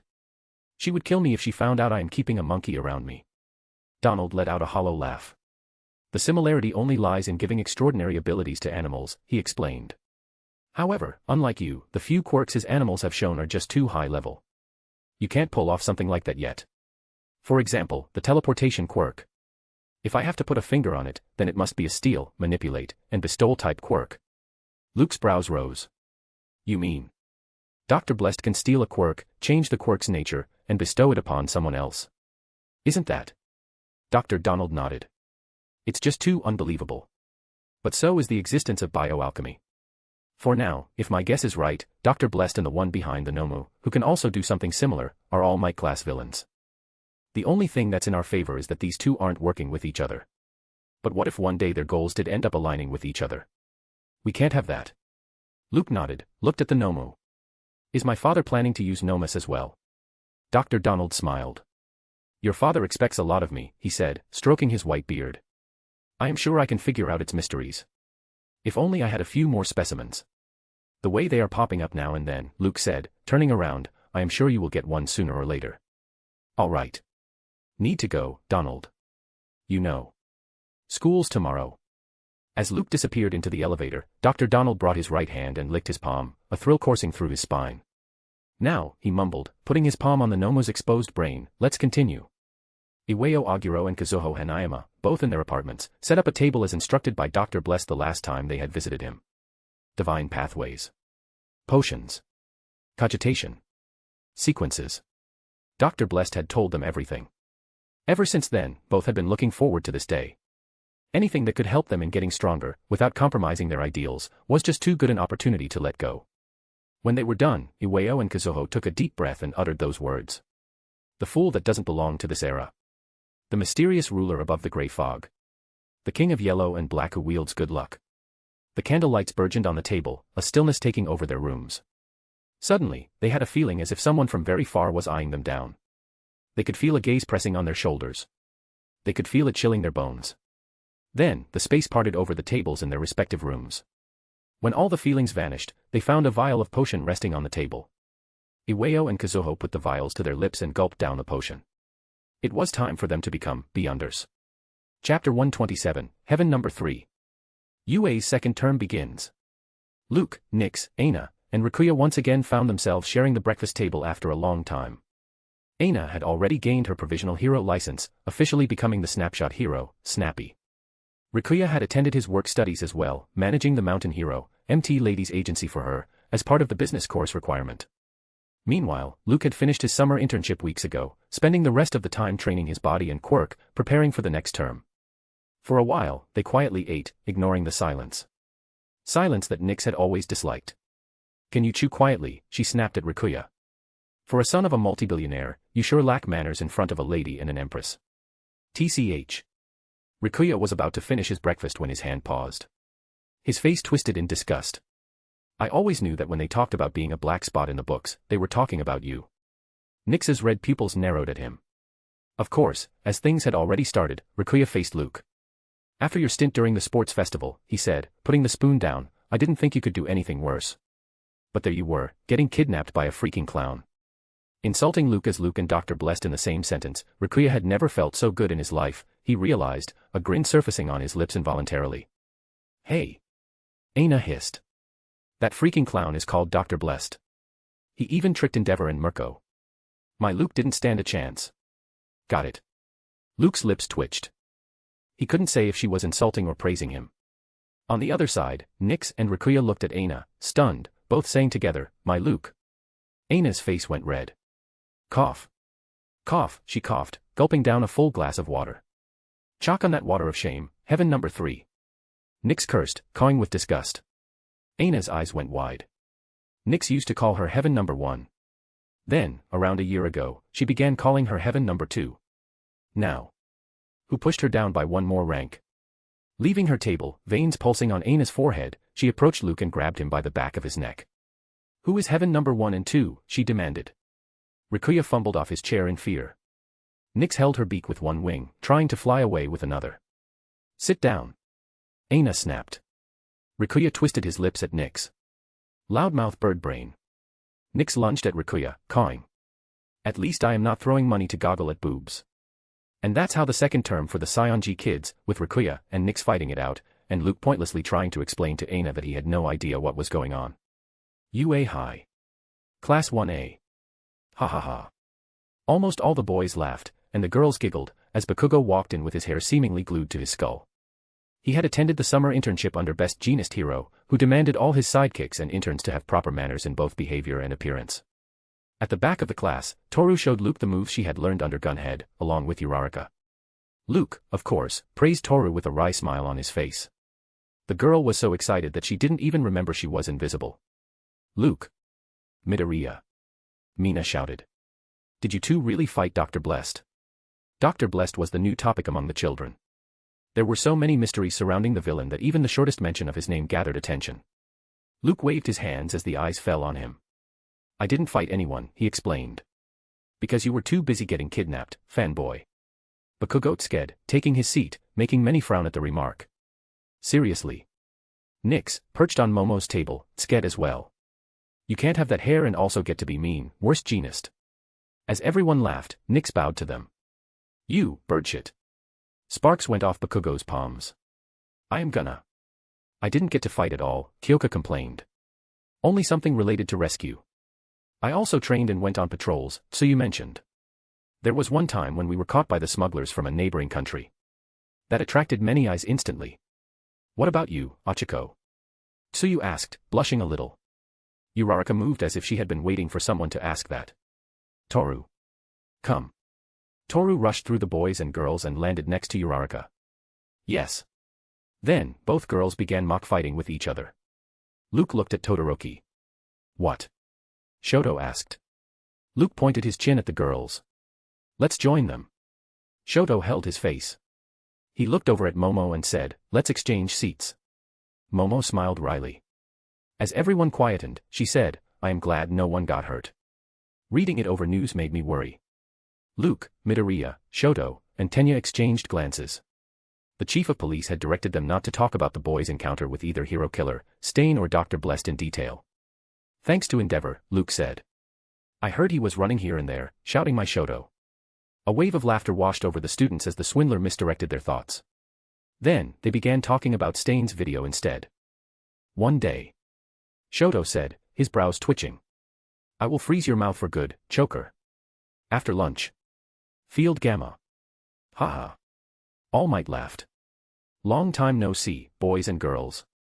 All the students had gathered in front of him, dressed in their hero costumes. It's hero basic training. All Might shouted. Time to stretch your nerves after a long break, huh? You need to show how much you have improved between the internship and the start of the second term. Haha. Time for a rescue training race. Race. Almost everyone exclaimed. Field Gamma is a dense area filled with factories, laid out like an intricate labyrinth, All Might said. You will break up into 4 groups of 5 students each, and go through the training one at a time. When I send a distress signal, each student of a group will start at once from different points on the outskirts of the city. It's a race to see who will rescue me first. Chapter 128, Rescue Race, Improved Full Cowl. All Might drew the first team for the rescue race before disappearing within the Field Gamma. Meanwhile, the rest of the students gathered in front of a giant screen, showing each student on giant panels. This group has all with good mobility, Ijiro commented, seeing the 5 participants stretching before the race on the screen. Midoriya might be in trouble, though. Momo, seated next to Kyoka, hummed in agreement. Every use of his quirk leaves him at a disadvantage, she pointed out. The entire setting feels against him this time. Kyoka nodded. I am not even sure what his quirk is at this point. Standing right behind them, Shoji asked Luke, what do you think? Luke, for once, had utter confidence in Midoriya winning the race. However, he didn't say it out loud. Zero is at a clear advantage, Luke said, the girls looking over their shoulders to listen to his analysis. Mina's quirk is good, but she lacks control over it. Especially when it comes to successive uses at a great output. Tenya's full of spirit, but he still hasn't recovered fully. If we are to ignore Midoriya, then the only one who could give a challenge to Zero is Ojiro. He can use his tail to jump over the rooftops repeatedly. He will not be held back by stamina, either. Then, somewhere, All Might pressed the button. A loud siren buzzed across the massive field, beginning the race. Hantashiro shot out tapes from his elbows, immediately using them to hurl across the tall buildings. With so many pipes and tubes between different structures, it gave him ample surfaces to latch his tapes to. Ojiro, as predicted by Luke, slammed his tail, easily crossing wider gaps. For the gaps he couldn't jump across, he also began using the pipes, using his tail as hooks. Mina secreted acid from the sole of her feet, gliding effortlessly over the steel structures as well. And, Tenya, contrary to all predictions, blurred, pushing his quirk to max as well. Meanwhile, Midoriya took a deep breath, smiling to himself. Full cowl. He mumbled, taking a stance, clenching his fingers. He had already laid most of the foundation for using One for All in the new way during the summer internship. However, after the summer internship ended, and as guided by Gran Torino, Midoriya began working on improving it even more. It involved running across the beach's length, naked feet, and with One for All activated. Morning and evening, hours of using One for All at repeated intervals, and the natural difficulty of running on sand had made him push himself even more. All factors rose his initial mastery over full cowl from 5% to 10%. Buzz. Red vein-like energy coursed through Midoriya's body as One for All activated at 10% of its capacity, distributing itself thoroughly. With a great force that buzzed the surroundings, Midoriya threw his clenched hands down, generating gusts of wind. Green bolts of lightning snaked around him, crackling. His eyes and hair picked up the glow, too, shining a touch darker. With a muffled boom, Midoriya pushed against the metal floor, crossing dozens of meters in a single jump. Watching everything on the big screen, all the students' eyes widened. Midoriya Izuku was bouncing over industrial buildings, his movements barely comprehensible. However, even if they couldn't see his movements, they had sensed the resemblance they carried about them. Whoa. Uraraka looked at Midoriya as he blurred across the buildings. He's hopping like those moves. Bakugo wondered in shock as everyone looked at him. They are mine. While I was spending my time, getting groomed, at that useless internship. Deku. Ugh, look at him. Damn it. Not only Bakugo, even Todoroki, who had seen Midoriya move like this before, was shocked. He is. Shoto realized, faster than before. Watching from the rescue site, even All Might was shocked at the sudden turn of events. Gran Torino had mentioned to him that young Midoriya had a surprise waiting for him when the new term started. Still, seeing Midoriya using one for all without injuring himself like this. Midoriya. All Might thought, his face gaining an unnatural smile and sadness. If you have grown this much, then, it's time you learned of all for one and the truth behind one for all, I guess. Meanwhile, making sure that he didn't cross the 10% limit, with all his senses locked, Midoriya crossed all obstacles. With his training of running in sand, strengthening his legs, toes, and overall grip, even when he was about to lose his footing on one metal pipe, he regained control before falling. And, with another final jump, he landed right in front of All Might, green lightning crackling behind him like a cloak. As All Might looked at him with a proud smile, Midoriya lifted his hand and made a fist. I win.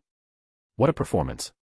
All Might said through the screen as the first group left to join the rest of the students. Everyone has improved across the summer break, I guess.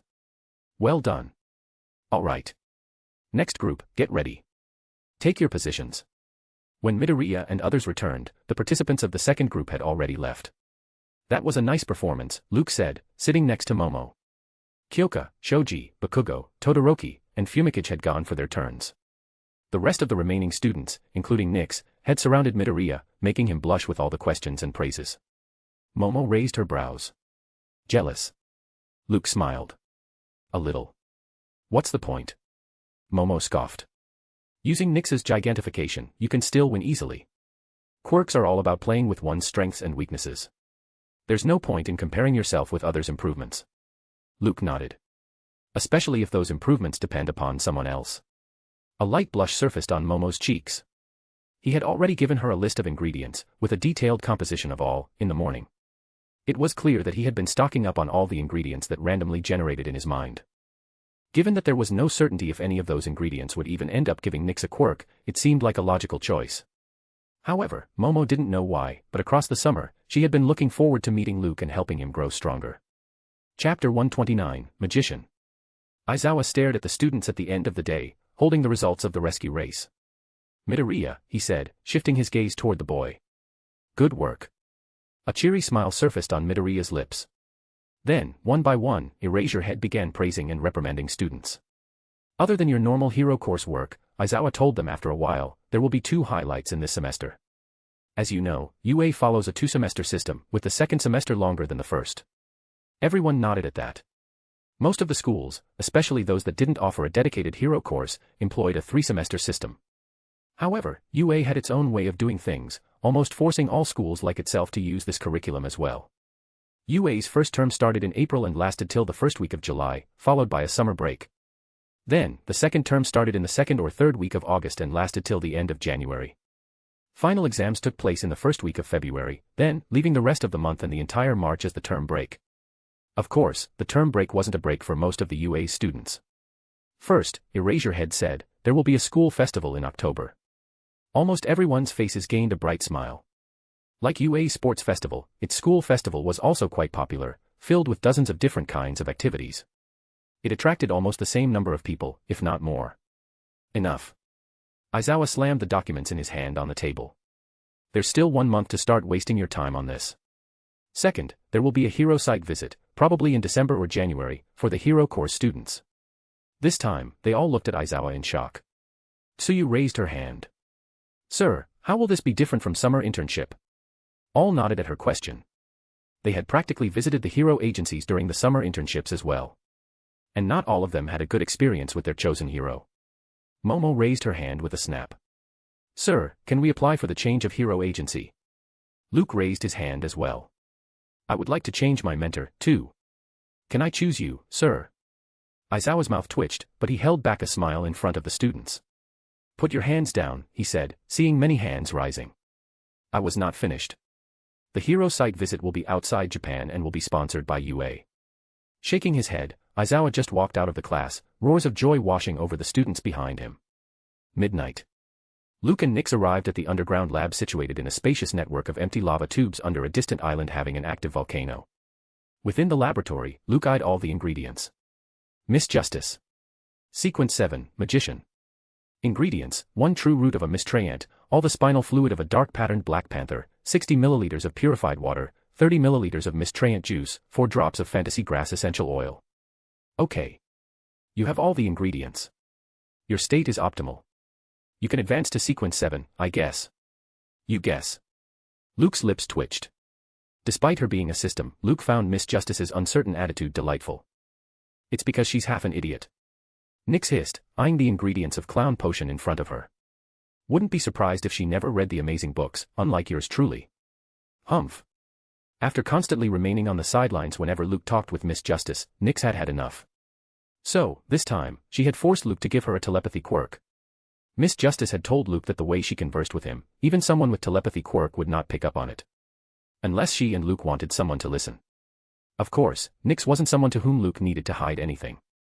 After confirming the ingredient status of both sequences through the system, Luke brewed both potions one by one with meticulous care. After a while, Luke and Nix were staring at the magician and clown potions. Why magician? I thought you were going for Marauder's Pathway Sequence 7, Cryptologist, this time. Luke was a genius when it came to the field of quirks and biology. However, ever since he had dared to step into society after his regression, he had found himself lacking intelligence when it came to social interactions. Interactions that were the foundation of good detective work. I was going for cryptologist because of Toru, Luke explained. She made me realize that despite having these powers, I am still prone to making silly mistakes. Also, after what happened with Stain and Nomu, I wanted something that could help me investigate the matter fast without depending on others. That makes sense. Cryptologist would have easily let you do all that. Why the change of heart? Is it just me, Luke answered with a question, or does the magician feel quite similar to Trickmaster to you as well? That's why they are neighboring pathways, Luke. If you think about it, both the magician and Trickmaster have almost a similar nature, despite having different sets of abilities. However, as I have already told you, don't mistake one for the other, especially when it comes to acting. Trickmaster's core lies in tricking. Magician is more about the performance than mere tricks. Luke nodded. Still. Now that I have already digested Trickmaster, it should give me an edge in digesting Magician Potion, no? Oh, yeah. Reasonable. In Mr. Fool's world, no Trickmaster is known to change pathways to Magician at Sequence 7. So, I don't have any data on it. But, from a logical point of view, what you are saying should work. Also. Luke said, lifting the potion, thinking about Knuckle Duster and Pop ** Step, what's the point of followers if I can't depend upon them for trivial matters? Then, sharing a smile, Luke and Nix down the potion. Muscles twitched with Luke.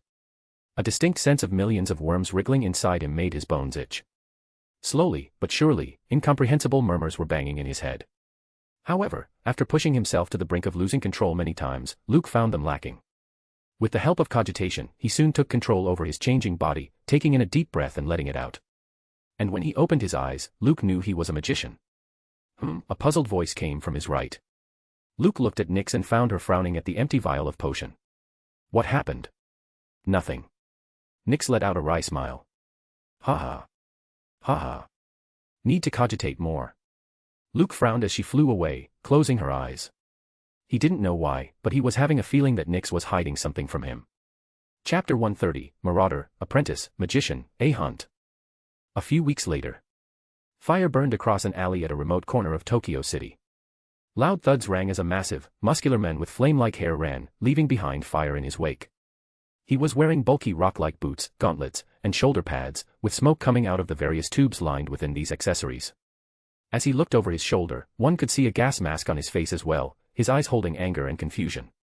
He was Maguma Iwata, villain name, Volcano. His quirk, Eruption, could let him create incredibly hot lava-like substance by burning his fat cells. But now, despite having a powerful quirk, he was running. Volcano again looked over his shoulder, but, other than the fiery footprints he had left behind, he couldn't see anything. He knew that man was chasing him, though. He knew it in his bones. A few more blocks, and he would gather with his henchmen. Then, he could use them to overpower him. Suddenly, a silhouette appeared on a building right in front of Volcano. Then, the silhouette fell from the 4-story building and landed on the ground with a grunt. Ah. The silhouette took the shape of a huge, masked man, rolling his neck. That felt good. Knuckleduster the Marauder cracked his knuckles, grinning at Volcano. Unlike his usual vigilante uniform, though, he was wearing a white greatcoat. You. Volcano's eyes burned as he recognized Knuckleduster. You are the one who stole our cash. Knuckleduster's lips twitched. And donated it to charity. You should speak the full sentence, or people might get the wrong idea. Hi-ya. Volcano shouted, lifting his right hand. A massive gelatinous pillar of lava shot toward Knuckleduster. However, Iwao wasn't the same man as before. Even before drinking the potion, he was a man with immense power. After becoming a marauder, his physical prowess had only increased. Blurring out of the attack's path, Knuckleduster crossed the distance between him and Volcano in one jump. He made a fist and plunged the brass knuckles deep into Volcano's guts, sending him flying in one punch. The massive villain rolled backward with loud thuds, coughing out blood. On the other hand, Knuckleduster grinned, staring at his fist. It felt good. It felt incredible. Only if he constantly didn't feel like stealing from the villains, then it would have felt even better. Still, this was good as well, Iwao confirmed. As Volcano stood up, shaking, wiping the blood, Knuckleduster pounded his right fist into the palm of his left hand, the sound echoing off the walls on their sides. Stand down, Iwao warned. Tell me where Hero Killer Stain is. Where is he gathering all the runts? Then, perhaps, I will only punch you once or twice more. I swear. Volcano spat out blood. Fuck you. Haha. Knuckleduster frowned. He looked over his shoulder and saw figures taking shape, coming out of the darkness. One was a white-haired woman, wearing only light purple panties and a black low-cut sports bra. She also had a face mask similar to Volcano on her face. Kanako Heizono, Dusty Ash. Her quirk, Ash, let her produce ash from her body. The other one was a man with an elongated face, having blue hair. His hands were thrice the size of a normal person's. Tsumuji Kazutani, Gust Boy. His quirk, Fan, turned his fingers into fan blades and let him generate storm-like winds by rotating his wrists. Haha. Volcano laughed again. I knew you two would come if I didn't arrive on time. Attack. A massive amount of ash puffed out from Dusty Ash's body. Then, Gust Boy generated a huge gust of wind, sending all the ash flying forward as if a volcano was spewing it out. From the other side, Volcano put his hands together and fired another, but stronger and wider, attack of lava at the full pin between them. Iwao, though stronger than ever, couldn't dodge all the attacks. Suddenly, just as the ash storm hit Knuckleduster, dozens of tarot cards came flying and lodged themselves in Volcano's back, making him lose his footing. The thick pillar of lava went off course and hit the wall on Knuckleduster's left, burning a hole through it. Wincing, and in fear, Volcano looked back and found the horror standing on top of a building. He was also wearing a long white coat, not like that of a doctor, but like that of a magician. He had a mask on his face, not plain, but a black clown's mask. And, on the top of his head, he held a magician's white hat as well. Dr. Blessed. Volcano mumbled, a chill running down his spine.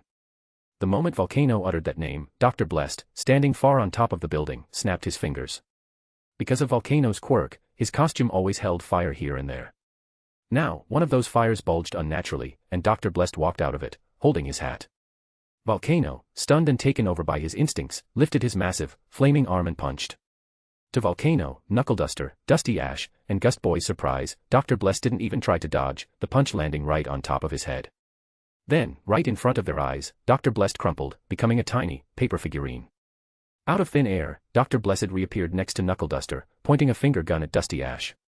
Pow. The moment this funny noise came out of Dr. Blessed's mouth, Dusty Ash's head jerked backward as if a rubber bullet had hit her. Run!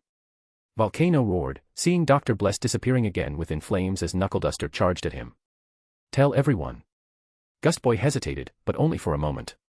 Creating a monstrous tornado in front of him, he turned around and bolted. He hadn't even gone a few dozen meters when a door materialized next to him, defying all logic. From the door, Pop Step, also wearing a long white coat, stepped out, holding a baseball bat. Whistling, she planted the baseball bat's tip right into Gust Boy's head, knocking him out. On the other side, Volcano, now prepared to do or die, raged, lava boiling out of him. He lifted his massive fists and punched the ground in front of him. A river of lava shot toward the incoming Knuckleduster. However, the moment the lava touched him, Iwao's entire figure blurred as if he were an illusion. Knuckle Duster appeared from Volcano's left and punched Volcano's sides, breaking the man's ribs. Taking deep breaths, Iwao looked up and found the leader of the Apostles of Mr. Fool standing at the same spot on top of the building. Dr. Blessed tipped the top hat toward Knuckle Duster and then disappeared. An original image of Dr. Blessed with new costume is available. Chapter 131, Research Challenges, Tarot Club's Members' Odd Requests. Luke returned to the underground facility he had built on a distant island and took off his mask. Iwao and Kazuho, after becoming Beyonders, were investigating everything related to the disappeared hero killer, Stain. It was only a few days ago that they learned of something crucial. Hero killer Stain was gathering many villains under him who shared his ideologies. It was yet to be found out where Stain was meeting these villains, and how he was even contacting them. So, Knuckle Duster and Pop Step began hunting a few potential villains, hoping to solve this mystery. The volcano thieves were a part of Iwao's investigation. Half an hour ago, Luke had received Knuckle Duster's message. To make sure that everything went smoothly, and Iwao got some alone time with the three villains before the heroes arrived, he had decided to head over there himself, helping the two out. After becoming a magician, Luke hadn't had many chances to test out his newly found powers, either. You are tuning well with the magician's abilities. You were right about the potion's digestion being influenced by Trickmaster. It wasn't by much, but he had digested over a fourth of the magician potion within these few weeks already. Luke nodded at Miss Justice's remarks and entered the deepest lab within the facility. As the door slid open, the bloody scenery inside the lab entered his vision. On two massive tables, the bodies of two dead gnomes lay open with dozens of cuts. Naked wires were running through their flesh as well, jolting their bodies with high voltage now and then. Luke approached the high-tier Nomu and activated his spirit vision.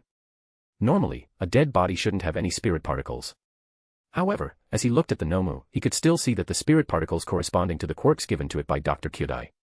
Luke held his chin as he contemplated the idea of considering a life form, having a quirk bestowed upon it using bioalchemy, as a dead Nomu as well. Could he extract those quirk factors before they vanished? Could he keep those quirk factors alive without a host? But that would mean I will have to let go of my spirit particles permanently. Luke rubbed his chin, tapping the Nomu's arm. When Luke gave a quirk to a life form using bioalchemy, he implanted his spirit particles into it. Quirk factors were nothing but a manifestation of those spirit particles. Upon canceling a bestowed quirk, or after the time ran out, or after the life form's death, those spirit particles naturally returned to Luke. Miss Justice had termed it a core principle behind spirit threads. If Luke wanted a life form to hold onto the bestowed quirk, then he would need to find a way to completely cut off those spirit particles. Then, he would also need to stabilize the life form, making sure it didn't mutate. That was the biggest and the most dangerous hurdle lying in front of Luke now, obstructing his research. For now, the only way to make a bestowed quirk permanent was to repeatedly bestow it upon a life form for years. In this way, he could deceive his body into thinking that it didn't possess those spirit particles because of their constant interaction with the foreign life form's spirit particles. That's how Nyx had gained a permanent intelligence quirk. Or, so Luke had theorized it. If you are really planning on going with the former method, then you will be able to afford it, Luke. See for yourself. Blessed stats. Quirk, bioalchemy. Sequence.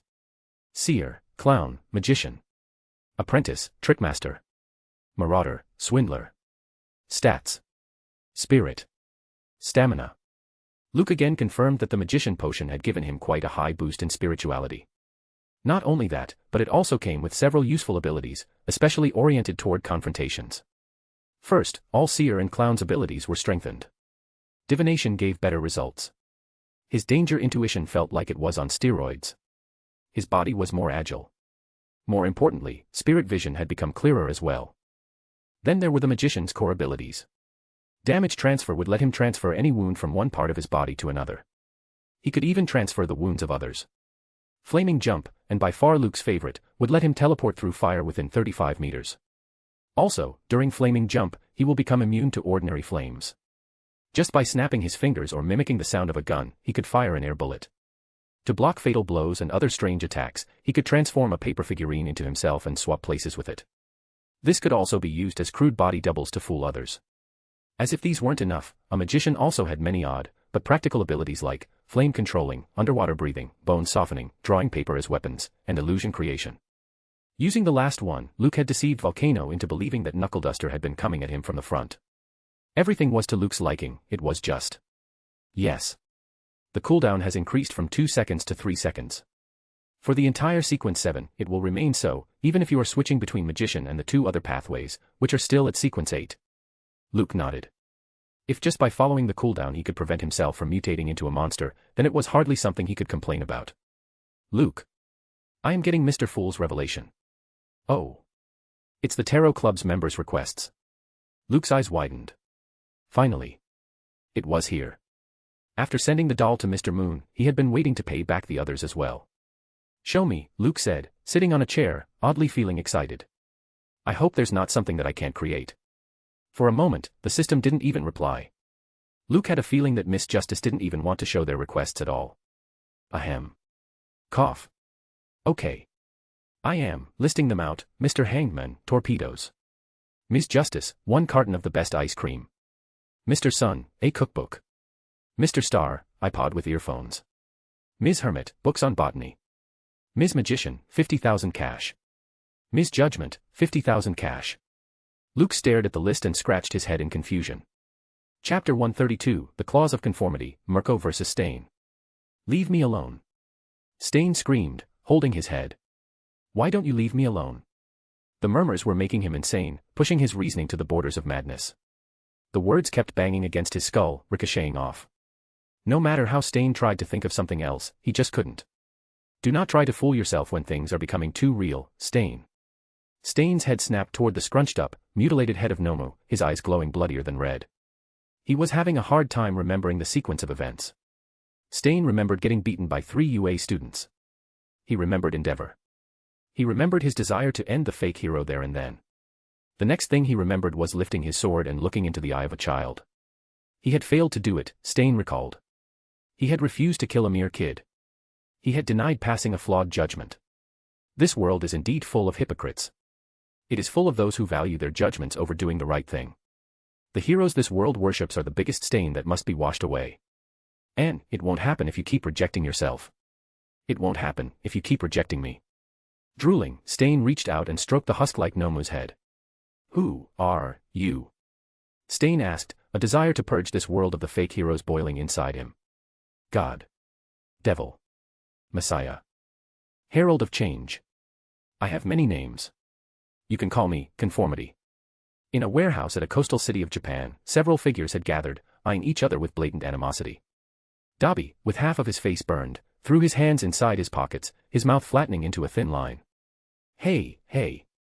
The girl next to him kept nudging him with her elbow. What's the story behind these scars? Eh? Fuck off. Dabi said, stepping away. Hee hee.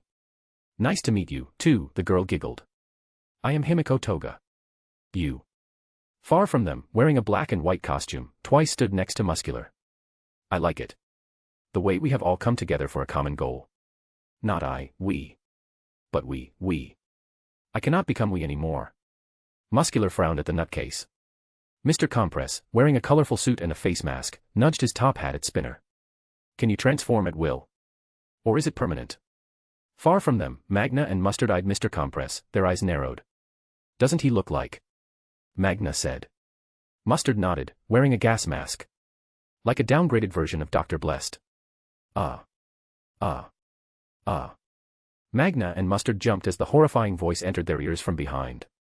Wrapped in clothes, Moonfish was standing there with his jaw hanging open, drool staining his black, unnerving costume. Suddenly, steps rang across the warehouse, and a figure walked out from the darkness. A hush fell over everyone as they saw the 2 blobs of redness gaining a body in front of them. Stain had taken off his face mask, showing his noseless face in the open. On his back, he carried swords. On his waist, the Nomu's severed head hung like a trophy, its eyes rolling left and right with every step. Of course, everyone present within the warehouse recognized the Nomu on the spot. The respect and interest they carried for Stain intensified, bordering on unnatural zeal. Stain didn't say anything and kept walking, eyeing everyone. He looked them into the eyes, letting them see him as he was. When he had gone through them, Stain turned around to face them. Indignation, he said, his voice uncannily hoarser than before. Disappointment. False faces and stained hearts. Society's double standards. It doesn't matter why you are here. For what reason? For what purpose? It doesn't matter if you are looking for means to let out buried feelings. Or, if you want to show the world that it should have listened to you, treated you better, seen you as a human being. Dabi's fist inside his pockets curled up into fists. Toga's smile widened, becoming a grin. A growl came from Moonfish's mouth. Spinner closed his eyes, grabbing his shaking arms. Twice held his head, crying. Magna looked down, and Mustard took a deep breath as if he was having trouble breathing. Muscular licked his lips. All that's matter, Stain said, stroking the dead Nomu's head at his waist, is that you know there's something wrong with this world.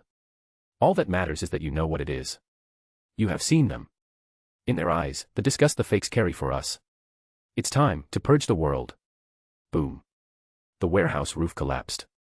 With a bang, laughing, a figure landed between all the villains. Found ya. Rabbit Hero, Mirko grinned, eyeing Stain. Luna. It wasn't only Luke who had been trying to find Stain.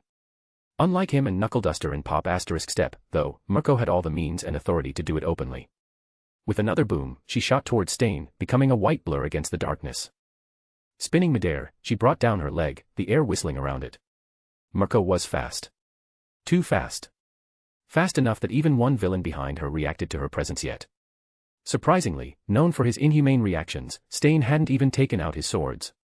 The moment Mirko was about to cave in Stain's head, he lifted his left hand, putting his palm calmly between him and her body. A mouth opened up on his palm. As blood dripped off his hand, teeth and tongue squirmed into existence. Then, Stain's entire left arm above the elbow bulged as the mouth sucked in as if taking a deep breath. Why? A sonic boom exploded out from the palm mouth, sending Mirko flying. With a massive boom, she hit the warehouse's door, tore through it, and went rolling away on the port. Shaking and bleeding from the head, Mirko stood up and eyed the warehouse. Through the darkness, Stain walked out, wielding his swords, his long tongue slithering out as he eyed her. Flanking him on either side were villains. Blue flames burned on one side as Muscular's body expanded on the other. Rabbit Hero, Mirko licked the blood off her face, grinning. What a sorry bunch of losers, she said, stepping forward. And this purge? Stain finished his words, his eyes glowing red, will be carried out by us, the claws of conformity. Starting with you. Hero. Chapter 133, Mirko defeated. Planning an activity. 1 week later. All Might and Detective Tsukachi walked out of the hospital room, a bandaged Mirko visible in the background. Endeavor, Gran Torino, Night Eye, Hawk, and the police chief eyed them with questioning gazes. All Might said nothing, his blue gaze hardening as his mouth flattened into a thin line. Meanwhile, the detective filled everyone in about the series of events that had led to Mirko's hospitalization. As if All for One's shadow wasn't a threat enough to shake the society, All Might thought, balling his fingers into fists. Now this. Clause of conformity. Gran Torino shook his head. Young Mirko has always been hot-blooded. She is a moron. Endeavor hissed, fire flaring around him. We didn't know what Stain was up to. But we did know he was gathering villains. Also, there were high chances of Dr. Blessed being with Stain as well. Hawks held his chin. It's hard to say she's a moron or not, he countered, smiling. Mirko indeed made a bad judgment, but was it enough for her to turn out like this? Night Eye nudged his glasses and nodded. Ms. Mirko is one of the most capable fighters, he added. If she lost, was injured badly, and had to run away, it means, not only the villains themselves were stronger, but there was also an unknown variable involved. Gran Torino and Endeavor's gazes met. The old man looked at the detective. Did she really not see Dr. Blessed? No matter how strong Stain and the goons he had gathered around him were, it didn't seem enough to hospitalize Rabbit Hero, Mirko, given her history of taking care of villains in numbers. That only left one man to be counted as an unknown variable, Dr. Blessed. As much as Endeavor frowned, grinding his teeth at that name, even he had to agree that the masked clown was a mystery, especially when they didn't know what quirk he possessed. I will look out for patients reporting to hospitals with serious injuries, the police commissioner added. I refuse to believe that Mirko ended up like this while the villains got away with it. She must have mortally injured a few of them at least. All Might nodded at that. We should keep this away from the media as well, Hawk suggested. Villains all over the country are already rushing toward that nutcase. If they get to know how Stain defeated Mirko, these villains wouldn't care if he did it alone or by ganging up on her. As everyone nodded, Night Eye nudged his glasses. What if someone else released the details? Who? Endeavor was about to ask when, suddenly, he remembered the dozens of photos that Dr. Blessed had released related to the Hosu incident. Damn it. UA. Lunch break. Luke's face had gone hard as he held his chin, narrowing his eyes. Toru, Midoriya, Mina, Uraraka, Kaminari, and many others were eyeing him with hard gazes. I am. Luke began, making everyone gulp. Suddenly, from the corner of his eyes, he saw Momo eyeing him with a flat gaze. His lips twitched. Sorry, guys. I don't think a maid cafe is such a good idea. Hi. Kaminari, Ijiro, Mineta, and most of the boys let out an exasperated grunt. They needed only 2 more votes to go for a maid cafe for the sports festival, which was only a week away now. Of course, the boys weren't the only ones who felt cheated by Luke. Nix descended on Luke and slapped the back of his head. Pussy. Nix. Luke gasped. Yes. Tenya came rushing in, who had also voted against a maid cafe. Please refrain from using bad language, Nix. For the first time, Bakugo said from the other side, his feet resting on the bench, I agree with the bird's hit. Bakugo. Tenya shouted across the room. You are going against UA's decorum. Put your feet down. Luke let out a sigh as the children again descended into arguments over what to do at the school festival. Eraserhead had told him to go for at least 1 and at max 3 activities. Midoriya and others had then decided to do a group activity as Class 1A. Luke didn't want that to happen. At least, not in this sports festival. Magician Potion demanded constant usage from him as a Beyonder. Also, unlike Trickmaster, it wasn't just about using the powers to fool or trick others. Luke had digested Trickmaster Potion quite fast because he had perfectly blended its acting on the field. Now that he was back in school, the major part of his off-school activities was taken up by investigation. Even with that, Luke was having trouble, mainly relying on Knuckle Duster and Pop Asterisk Steps inputs.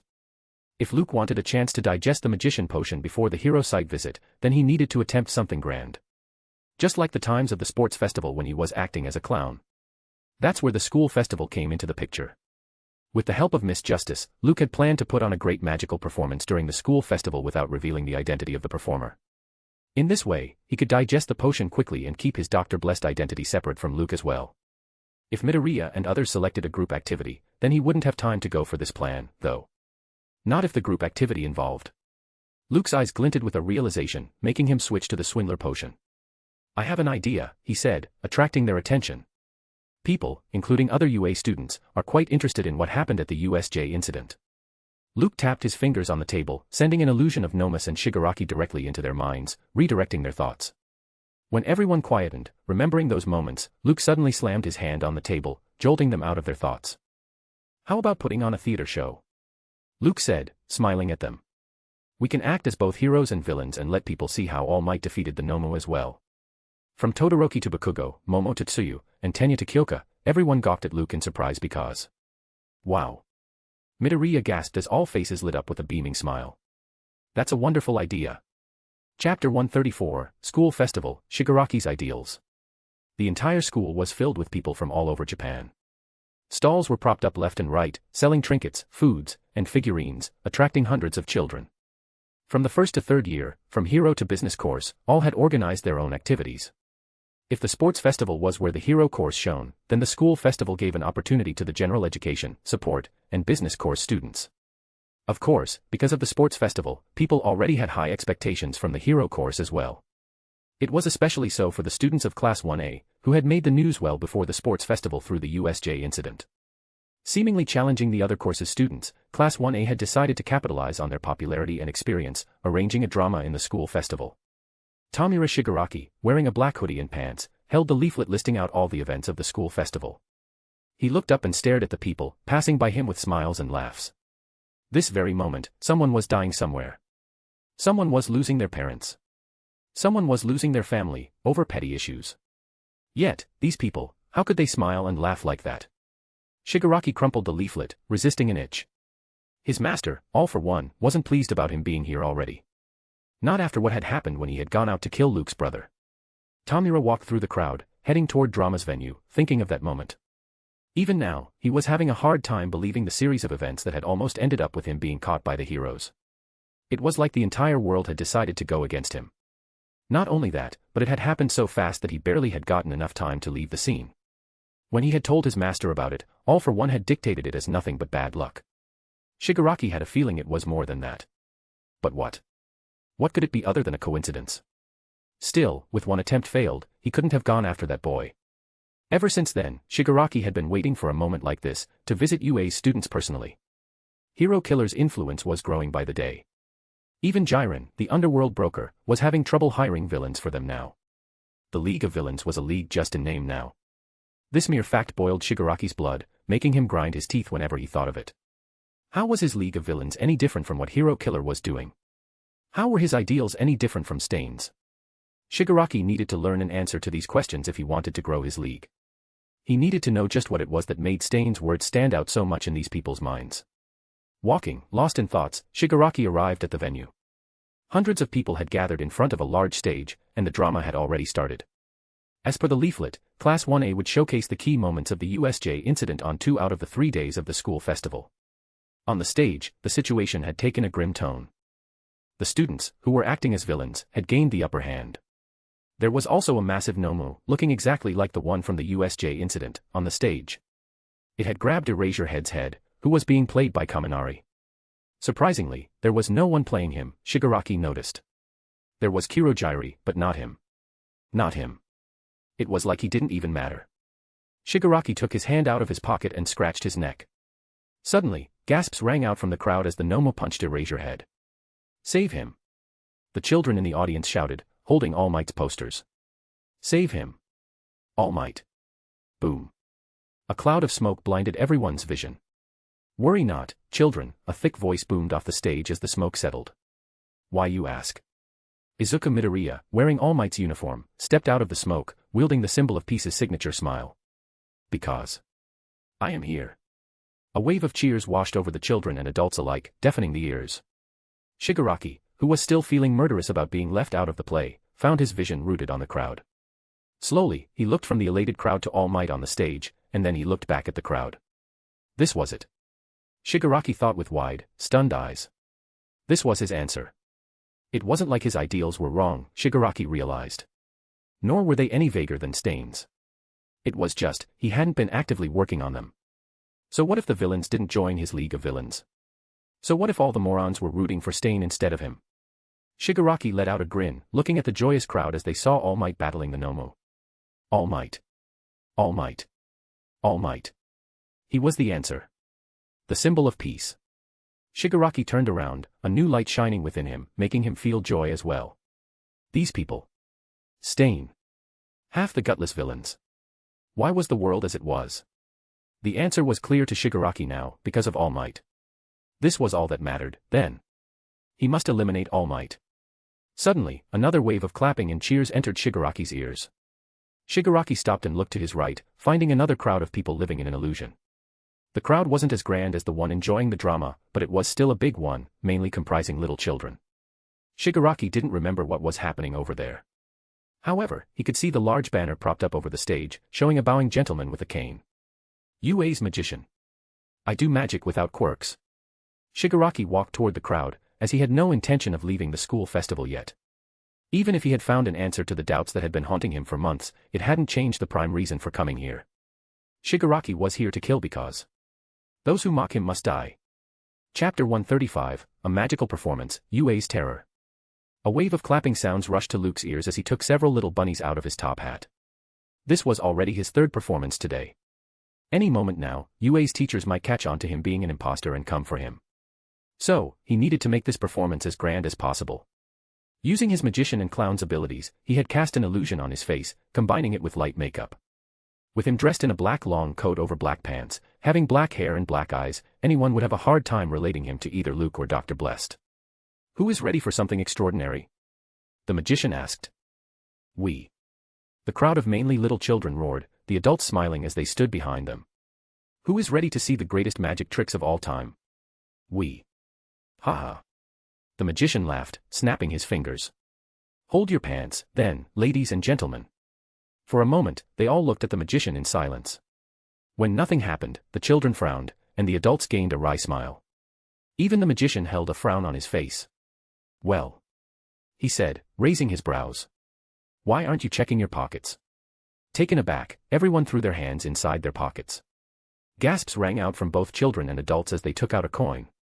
No way, one adult said. How did he do it without using Quirk? You really think he didn't use Quirk for something like this? Despite the questioning attitude of many adults, the children had gone wild, jumping on their feet. The magician raised his hand, quieting them. Now, he said, walking to a table in the middle of the stage, for the next few tricks, I will need an assistant. Switching to Trickmaster, Luke covered the entire floor with fog. UA doesn't hold back on money for sports and school festival, an adult commented, making everyone nod. On the stage, Luke took advantage of the fog blurring the children's vision. He waved his hand, pulling out a black curtain from nowhere, covering the table with it. Then, he tapped the table with the cane in his hand, chanting incomprehensible words.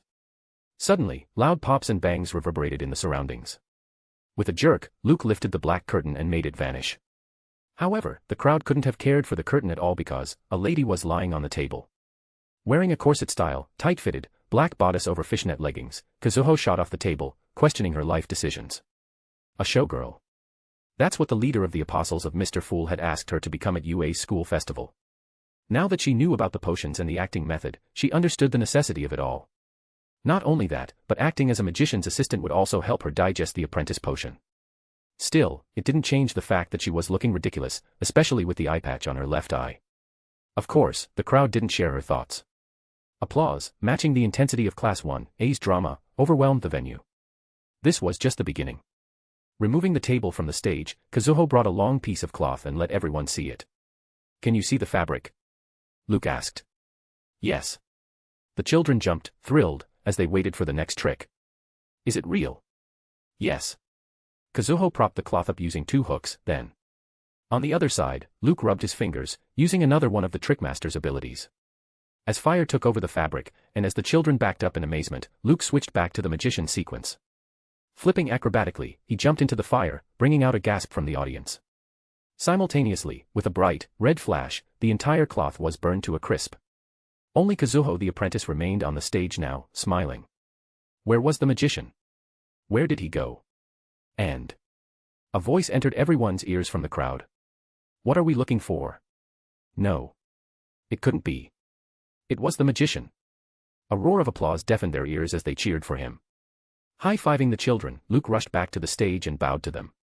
"A short break, ladies and gentlemen," the magician said, sensing the potion getting digested by Miles. Then. "It will be time for the greatest trick of the day." Luke's punches pack a punch, huh? Kaminari said, smiling wryly as he ate.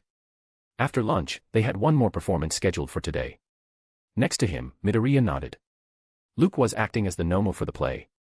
As he had fought Luke already on the stage, he knew why Kaminari, who was Eraserhead, said so. Even though it was a fake fight, Midoriya had felt the power behind those punches. Luke could have passed as All Might as well, Toru grumbled. Midoriya's lips twitched. He had also said the same when Luke had suggested playing the Nomo. Of course, Midoriya couldn't have been happier about playing All Might. I wonder if Luke didn't become All Might to let me play the character on stage, instead, he thought, feeling touched. Where is he, anyway? Uraraka asked, looking around. However, there were enough people around them to hide even a Nomo among themselves. This was a good idea, Toshinori commented, eyeing the crowd from the principal's office. Nizu nodded, sipping tea. People, including UA's students, deserve a reset now and then. You do, too, All Might. The symbol of peace shook his head. Suddenly, Midnight entered the office. Handing over a document to Nizu, she looked at Toshinori. Your students are the main attraction this time, All Might, she said, smiling. Great idea. At that, Toshinori had to let out a chuckle. It's not bad to let the people know what happened at USJ. Transparency will only help us in the long run. Nizu nodded, knowing what All Might meant. Still. Midnight said, licking her lips. The magical performance is giving them a good challenge. That student is quite good. Nice eye for an assistant as well. Hee hee. All Might suddenly frowned and looked back. What? On the principal's chair, Nizu's hand shook, spilling tea. What magical performance? As if this wasn't chilling enough, a security guard barged into the office, sweat drenching his pale face. Sir. Sir. The guard said, stuttering. You need to see this. And, he held the tablet in his hands, the screen showing the face of Tamura Shigaraki. Chapter 136, Shigaraki's Shock, the Magician's Final Trick. Panic slithered across the corridors of UA as the teachers rushed out of the principal's office, carrying pale faces. An itinerary of the events held on the first of the 3 days of the school festival had been shared with everyone. However, given the sheer scale of the event, at-moment events propping up here and there weren't uncommon, either. That's why, like Midnight, most of the teachers, who had learned of the magical performance happening on UA grounds, hadn't thought much of it. Nizu and All Might, on the other hand, knew something had gone wrong the moment Midnight mentioned it to them. Even if such a sudden event was arranged by a group of students, they still needed the principal's final nod for that. All Might had been with Nizu since morning, making sure that he would be available if needed throughout the festival. And no one had come to ask for any permission. Then, who was behind this magical performance? As if this unknown person wasn't a disaster already, one of the most deranged villains All Might had met, Tamura Shigaraki, had slipped past the security. That fact itself had seemed impossible to comprehend if the security guard hadn't shown them Shigaraki's face, captured by a drone. Given the USJ and Hosu incidents, UA had employed tight security for the school festival. No one was allowed to enter without a proper ID and a pre-registered ticket, issued by UA Online. It meant the guards, who were heroes themselves, weren't letting anyone in without matching their profiles to the police database. Also, it wasn't like Shigaraki could have teleported with Kurogiri's help, either. There were drones programmed to attack on sight if they had recognized Kurogiri's quirk usage pattern. Then, how did Shigaraki infiltrate the school festival despite all these measures? One could keep asking questions and yet not chance upon answers. The only thing they could do was to guess Shigaraki's intention. And, as the teachers remembered Nizu's guess, their hearts again skipped a beat. All Might. Erasure Head said. You go ahead and save Luke. We will take care of the magic one. All Might nodded and boomed out of existence. He just hoped he wasn't already late. Shigaraki eyed the Nomu, scratching his neck. Surprisingly, he had enjoyed the magical performance, finding it quite amusing despite the blatant lie of not using a quirk. Then, pressed for time, he had come to finish the task. Shigaraki had already learned from a trusted source, the same one who had helped him infiltrate the school festival without using Kurogiri's quirk, that the bird boy was inside this Nomu's suit. Shigaraki would have already crumbled the suit and boy to pieces, if it wasn't for the Nomu's odd behavior. Class 1A's play venue wasn't far from the magical performance one. Oddly, when the Class 1A took a break, unlike the other children who began eating and having fun, this Nomu kept circling the magical stage. Shigaraki had been following it ever since. He even worried that someone might have recognized him by now. Suddenly, as Shigaraki ground his teeth, he saw the Nomu taking a different turn this time, disappearing behind a huge tent. A wide, twisted smile on Shigaraki's lips. Fastening his pace, he rushed to catch up to the boy. The moment Shigaraki took the same turn behind the tent, though, what he saw left him rooted to his place, gobsmacked. Nomu's huge figure was half embedded deep into a black, glitch-like portal. The moment it sensed movement behind it, it looked over its shoulder, its two eyes rolling disturbingly in its exposed head. And, as ridiculous a possibility as it was, Shigaraki realized something. This Nomu wasn't a boy wearing a costume. This Nomu was his Nomu. Shigaraki reached out instinctively to grab the Nomu, trying to make sure if this one possessed the super regeneration quirk after using decay on it. But something from the other side pulled the Nomu in, the blackness swallowing the huge creature whole. At the same time, a massive boom rang somewhere far, as if a storm was advancing toward Shigaraki. None needed to announce to Shigaraki the bitter truth that All Might was here. Erasure Head descended on the magical performance venue like a hawk, followed by Snipe and Midnight. More pros were coming, too. Till then, they needed to make sure that no one was injured. But Erasure Head wouldn't let go of this chance to take down the unknown villain, either. To his utter surprise, though, the men on the stage didn't run after seeing Erasure Head and others. Surrender. Before Midnight could say her piece, the magician put his hand against his mouth as if using a loudspeaker. Now, for the final performance, he said, let's all welcome UA's teachers. The crowd went wild, children and adults clapping, seeing three famous heroes surrounding the stage. After the assistant had disappeared during a magical trick, things had quietened down. Now, the thrill was back, rising higher in anticipation. Everyone hurriedly took their phones out and again started recording the performance. Is he threatening to hurt people? Erasure Head guessed. You dare. Snipe. Now. Snipe, the pro hero in charge of the third-year students of UA, possessed homing quirk. He could lock onto any target he could see within 600 meters and make any projectile he released chase after said target. Erasure Head's hair flailed up, his gaze landing on the magician. Simultaneously, Snipe pointed the gun at the magician and fired. The magician's body twisted as if he had ropes for the bones as he dodged the bullet. However, the bullet traced an unnatural path midair and struck him anyway. The crowd gasped. To everyone's surprise, in the very next moment, the magician's entire figure crumpled as if he were made of paper. Erasure Head, Snipe, Midnight, and hundreds of others' eyes widened. The pros realized that this person had a way to use his quirk, despite it being cancelled. The crowd, especially those adults who had been doubting the entire performance from the start, also realized that this magic wasn't because of a quirk. Perhaps, in their opinion, that's why Erasure Head had come here. A child from the crowd suddenly pointed up, making everyone's head snap up as well. The magician was standing on the stage's roof, smiling at them. As roars of applause washed over the surroundings, he bowed to the pro heroes and the crowd. Thank you for assisting me today, the magician said, nudging his top hat. Praise be to Mr. Fool. Then, covered in a mass of bright flames, he disappeared. Chapter 137, Aftermath, School Festival Cancelled. They found Luke in Nomu's costume, he and Nix both eating ice cream. To not spread panic, and as the first day of the school festival was about to end anyway, UA decided to casually end all the events early, evacuating the premises. Then, all the teachers, the detective, the police chief, and Niza gathered in a hall to review the disaster. Including All Might, everyone carried a paleness on their faces as they tried not to remember how wrong everything could have gone today. All Might then recounted what he saw when he found Shigaraki. A black, mud-like substance had come out of the villain's mouth, taking him away. This was a method of teleportation unfamiliar to them. That's why the drones, programmed to notice Kurogiri's quirk, hadn't reacted to it. He must have come the same way, too, the detective mentioned, making everyone nod at him. What I can't make sense of. What was Shigaraki doing at the school festival? At first, they all thought Shigaraki had come to take revenge on Luke, who had mocked the villain publicly during the sports festival. However, Shigaraki's last location before running away was at the very opposite of Luke's location. If Shigaraki was at UA for revenge, then that was the last chance he had, taking advantage of the break and Luke's secluded position. The fact that they couldn't even put a finger on Shigaraki's intention unnerved everyone even more. This is a disaster. All Might said, holding his head. People will lose trust in UA if they learned villains like Shigaraki can come and go as they please right under our noses. Or. Erasure Head joined in. Perhaps, that's what Shigaraki was aiming for. After 2 failed attempts, he decided to change strategies and attack people's trust in pros and UA. Everyone's eyes widened.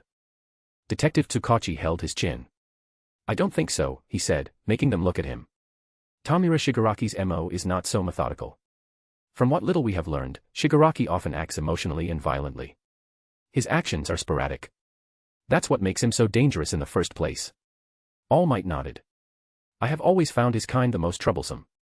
You cannot predict what they end up doing and who ends up getting hurt because of them, and on what scale. A silence lingered as they contemplated All Might and the detective's words. Still. Midnight said, holding a rare graveness on her face, if he wasn't after Luke, and if he wasn't here with a deeper psychological agenda, then what was he even here for? Sightseeing. They could all feel the anger in Midnight's voice, but none minded it. There was nothing about this day that didn't make even the calmest one a touch angrier. Nizu, sitting at the head of the table, leaned forward. I think we all are forgetting something, he said, holding a tablet in his hands. We are feeling so threatened and aggrieved by the name, Shigaraki, that we are openly ignoring a crucial fact. As everyone looked questioningly at the principal, Nizu tapped the tablet, and the projector began playing a video for them, dimming the room. We are forgetting, Nizu said, that Shigaraki wasn't the only player on the field today. The video showed many scenes from different mobiles. It was a magical stage, and the massive crowd cheered as a magician performed for them. The moment they saw him, Erasure Head, Midnight, and Snipe felt a mysterious chill. The same questions that we asked regarding Shigaraki, Nizu said, are also applicable in this case. However, at least we know it was Shigaraki. At least, we knew what his presence represented. At least, we can guess, if not confirm, the reasons for him being here. What about this one? Detective. Detective Tsukachi looked at the police chief, and the latter shook his head. We couldn't find a match of the face, the detective said, seeing people clapping for them. It's obvious he's trying to hide his identity, but neither the detective nor the other teachers could really put it into words. But there's something familiar. All Might suddenly added, his blue eyes narrowing at the man's smile. Something fake. Out of nowhere, Detective Tsukachi's eyes widened. On the other side, Erasure Head shot to his feet, and Nizu let out a sigh. What? Midnight and others asked, stunned. What happened? Mr. Principal. The detective asked, holding a stutter in his voice. Can you play it back? Nizu was already doing so. Tapping the video, he brought it back to a certain moment, a moment just before the magician had made a girl appear on the table magically. As the video played, everyone saw a fog appearing on the stage, followed by the magician covering the table with a black curtain, pulling it out of nowhere. Slowly, not only Erasure Head, but all teachers began standing up, realizing at what and whom they were looking, a chill running down their spines. It can't be. All Might worded in shock. Dr. Blessed. Nizu paused the video, bringing it to the last moment. They all saw the magician bowing to the crowd and Erasure Head, Midnight, and Snipe before disappearing into a mass of flames, despite Erasure Head cancelling his quirk, if he had any. Only the words spoken by him at the end kept ringing in everyone's minds. Praise be to Mr. Fool. All Might repeated the words. He looked away from the paused video and at everyone. Who is Mr. Fool? They all carried the same question. No one knew what this name meant, but one thing was clear. Dr. Blessed was a member of an organization that followed an entity called Mr. Fool, and he could do extraordinary feats despite his quirk being actively cancelled. And, despite encountering him so many times, they still didn't know what Dr. Blessed was truly after. All Might had to correct his beliefs as he recalled his first meeting with the mysterious man. More than Shigaraki, on par with All for One, it was people like Dr. Blessed who unnerved him the most. Perhaps Shigaraki learned that Dr. Blessed would be here, Nizu said, wording everyone's thoughts. If they are indeed enemies, it will explain many inexplicable events. Perhaps he couldn't relate the magician to Dr. Blessed, just like us. Still. Nizu left the rest unsaid, but everyone got the principal's meaning.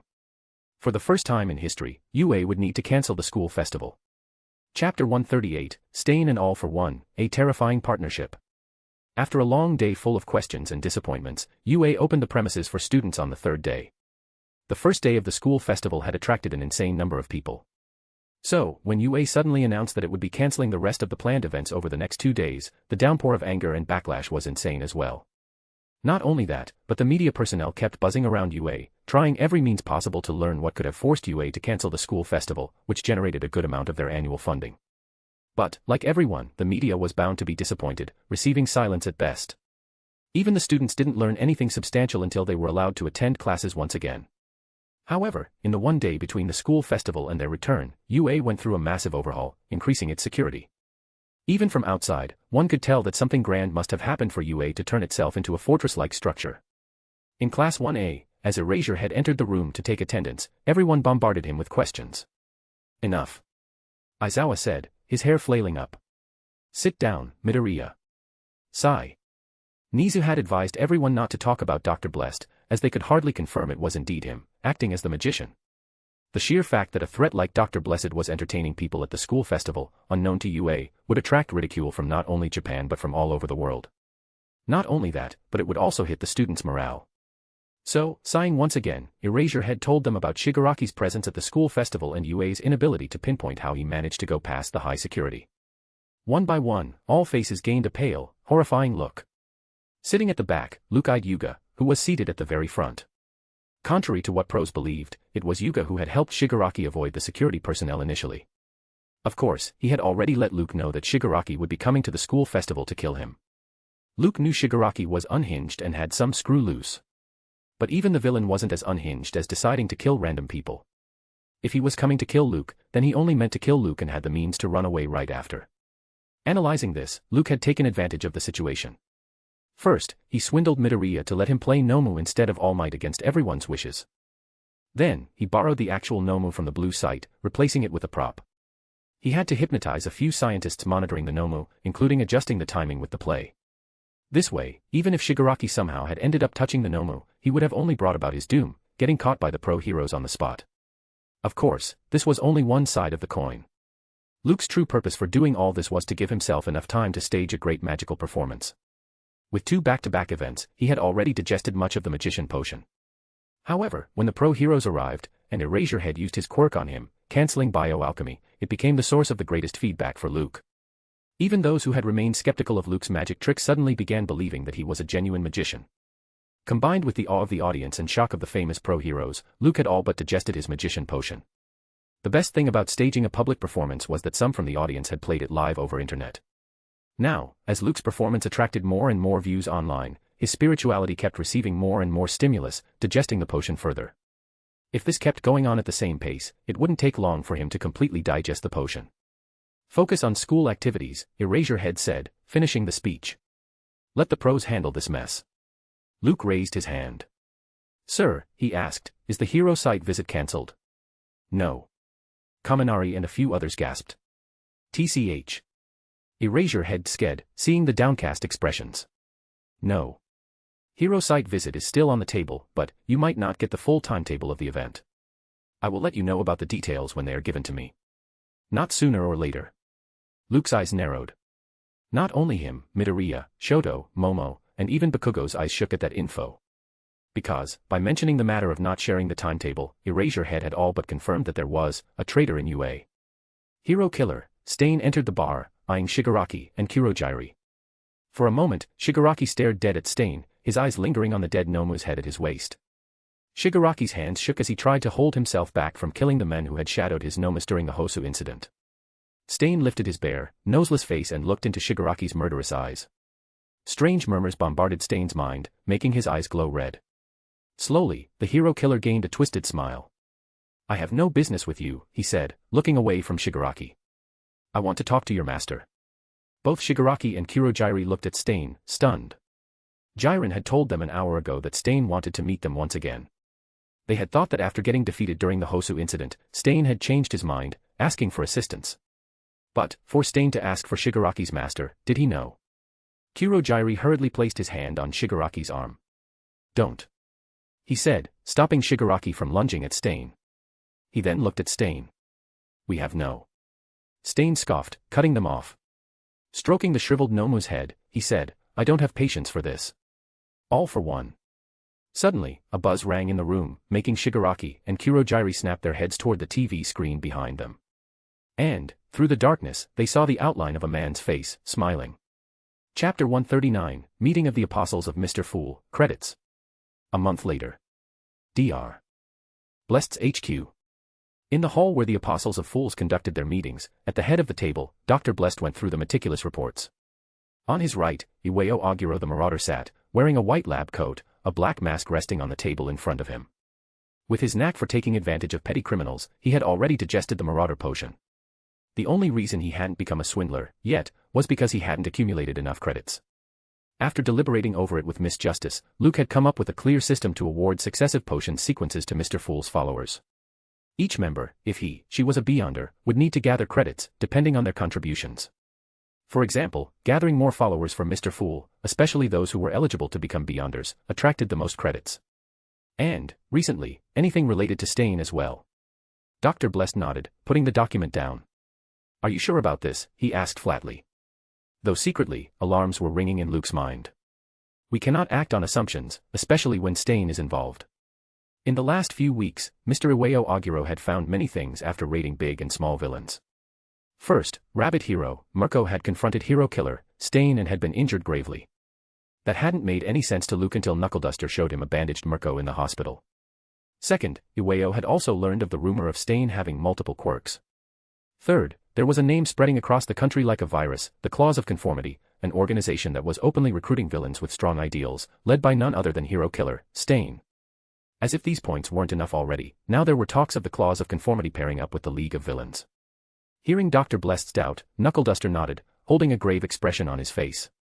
"Something's going on, hidden in all this," he admitted. "It's like they are waiting for something before acting out with full force." Luke tapped the table with his finger and let out a breath. "Magnificent work, regardless, Mr. Knuckleduster," Dr. Blest said. "With this, you have gained enough credits to get the Sequence 8 potion. When you return, hold a ritual and ask for Mr. Fool's blessing." Iwao Aguro stood up, put his right hand on his chest, and bowed. "Praise be to Mr. Fool." Behind the black mask, Luke's lips twitched. He knew exactly what a man like Knuckleduster thought about religious cults. The only reason Iwao Aguro was playing along, acting like a fanatic, was because his goals aligned with the organization, the Apostles of Mr. Fool. Also, if he wanted to gain more power to tackle the rising issues and mysterious, evil entities, then he had no choice but to be a part of the organization, whether he did it willingly or not. As he saw Iwao taking his seat, Luke finally realized what Mr. Fool meant about buying faith. It didn't matter what Mr. Iwao thought right now about Mr. Fool, Luke analyzed. Sooner or later, if he kept getting results, he would end up becoming a true follower anyway. Then, nodding to himself, Luke looked to his left. Kazuha was seated there, dressed as in the same white coat, also without a mask. "Acting as my assistant during the magical performance should have aided you a lot in the digestion," Dr. Blest said. "But, that service cost you credits, too." Pouting a little, Kazuha nodded. "I understand," she said. "I haven't digested my potion. So, I will wait to gather more credits." Unlike Iwao, who had the means to openly act as a vigilante and pursue leads, Kazuha was restricted in her acting by many factors. She was a student, which aided apprentice potions' digestion, but she didn't receive much feedback because of it. Even in Luke's case, he had found himself facing a sudden wall at the end, too. It was only when a fake Momo appeared in his dreams, guiding him and clearing his doubts, that he finally digested the apprentice potion. "You can pair up with Mr. Knuckleduster for a mission," Dr. Blest suggested, understanding her difficulties. "Then, he can share the credits with you. Just like when you two caught the volcano thieves." If you wish, later, you can use those credits to hire me again. I will arrange another event where you get to act as my apprentice. Kazuho's eyes lit up. Fumbling, she hurriedly stood up. Praise. She forgot which hand to use. Knuckleduster cleared his throat and lifted his right hand. Blushing like a cherry, she put her right hand on her chest. Praise be to Mr. Fool. Luke used all his clown's abilities to not facepalm. Then, deciding which place to hit next to gather more information about this evil matchup between Stain and All for One, Luke sent the two back.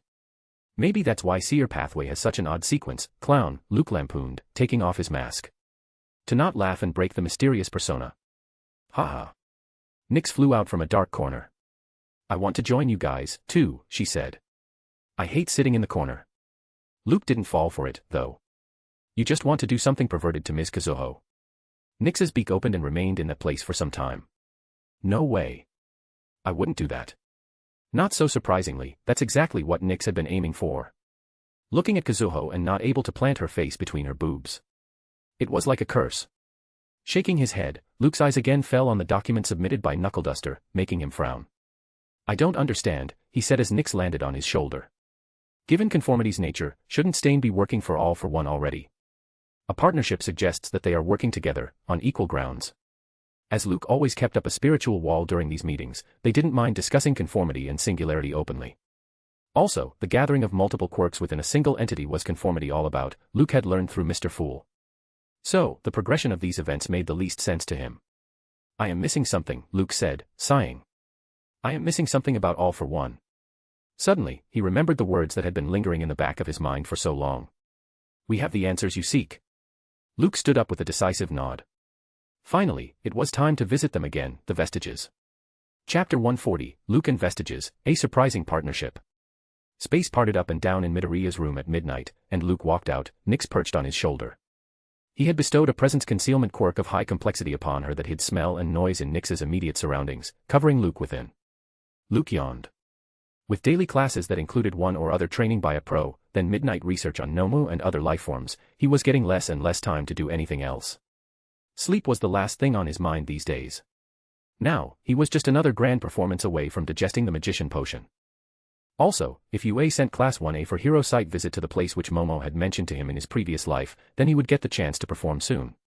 However, with Conformity's organization, the clause of conformity, and it making Stain partner up with All for One in the League of Villains, it was hard to tell if there wouldn't be any unexpected changes in the series of events.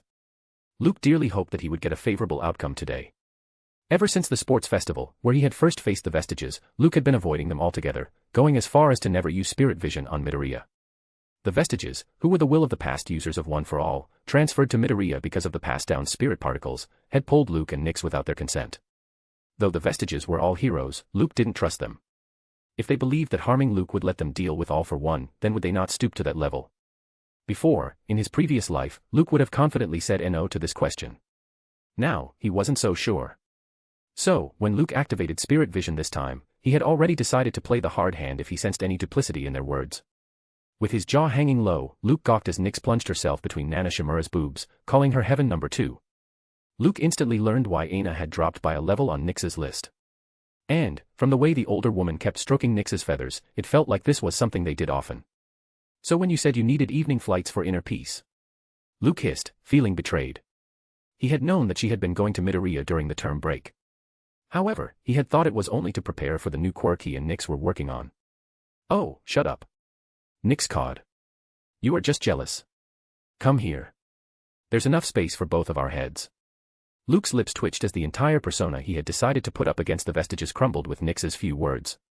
Speaking of Vestiges, Luke looked around and noticed that the only one present here was Nana Shimura, the 7th user and the 6th inheritor of One for All. You sure took your sweet time, Nana, covered in a golden hue, said, approaching him. You are needlessly cautious against us, you know. And, too cautious for your age. Youth. It should be bold. Courageous. Unwavering when confronting risks. You are like an old man, thinking the entire world is out to get him. Senile, I mean. Luke ignored the jabs. He did not know much about Nana Shimura, other than her being a user of One for All before All Might. What kind of person was she? What were her ambitions, desires, and ideals? Luke did not know. Nor did he have any intention of knowing them before coming here. He had been avoiding meeting Vestiges because he needed to become friends with Midoriya first. Good friends. Luke needed Midoriya to trust him. He did not know how much Vestiges knew about his quirk, or the fact that he had powers beyond quirks. However, in case they ended up revealing that to Midoriya, Luke wanted Midoriya to come straight to him instead of ratting him out. Of course, when he ended up truly becoming friends with Midoriya, he didn't know, either.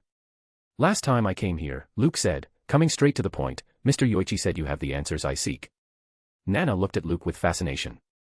Then, holding her stomach, she laughed. Ha ha. She laughed as if Luke had made the funniest joke. Man. You are easy. He just said that to make you return and interact with us. How would we know what answers you seek? Both Luke and Nyx, pressed against Nana's chest, looked at her in disbelief. Luke's entire figure was covered in a blackish fog. Despite that, when he clenched his fingers, the will eyeing him sensed that. This was a waste of time, then, Luke said flatly. He didn't want anything to do with Vestiges anyway, especially knowing they couldn't help him out against conformity and singularity directly. Nyx. Nana Shimura grabbed Nyx as the bird tried to fly away.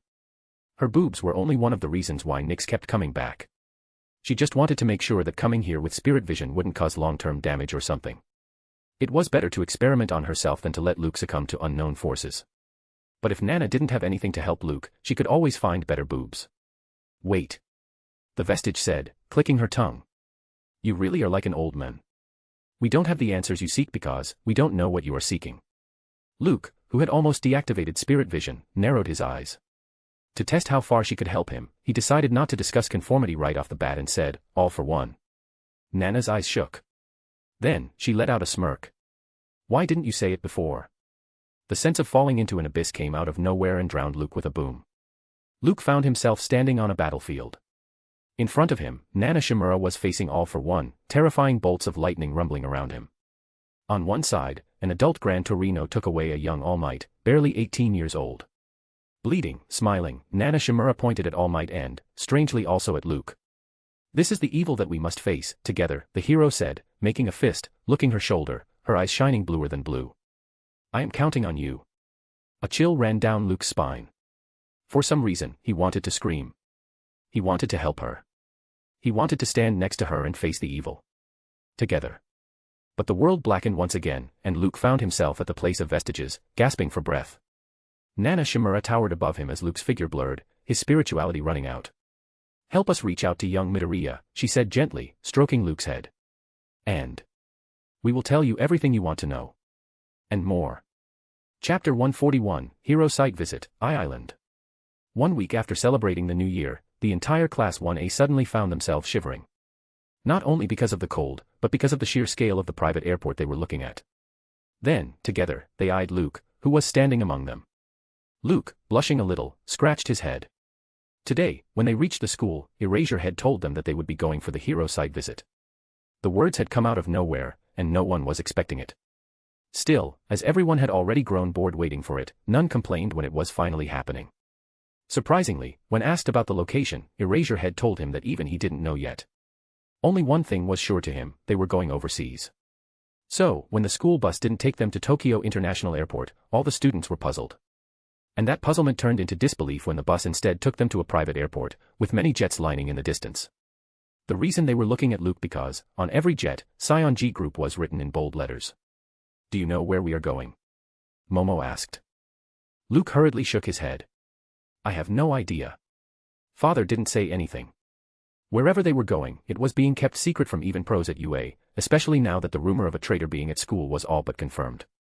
Momo nodded at Luke and returned to Kyoka, the latter giggling for some reason. Dressed in school uniforms and only packing their hero costumes, everyone waited patiently as the airport staff brought refreshments. Suddenly, another female staff member approached, a robot-controlled platform rolling behind her. The platform held many suitcases, each having a name on it. When it came closer, the students realized it was their names. Courtesy of Scion G Group, the staff said, smiling at them. It has fresh sets of dresses for 3 days, along with other necessary items. Feel free to go through them as All Might arrives. This was the first time they were hearing that All Might would be going with them. Hurriedly, everyone took their suitcases and began going through them, their eyes going wide by the second. Whoa. Kaminari took out a watch. This is. How much is it? The female staff member just smiled gently in response. Mineta eyed a well-tailored black suit in his suitcase, his jaw hanging low. Can we? Of course, the staff member said. Consider this a gift. When you return, you are free to keep all the included items. Bakugo sked as he held a shirt. Oi, fanboy, he shouted. Why does your father know my size?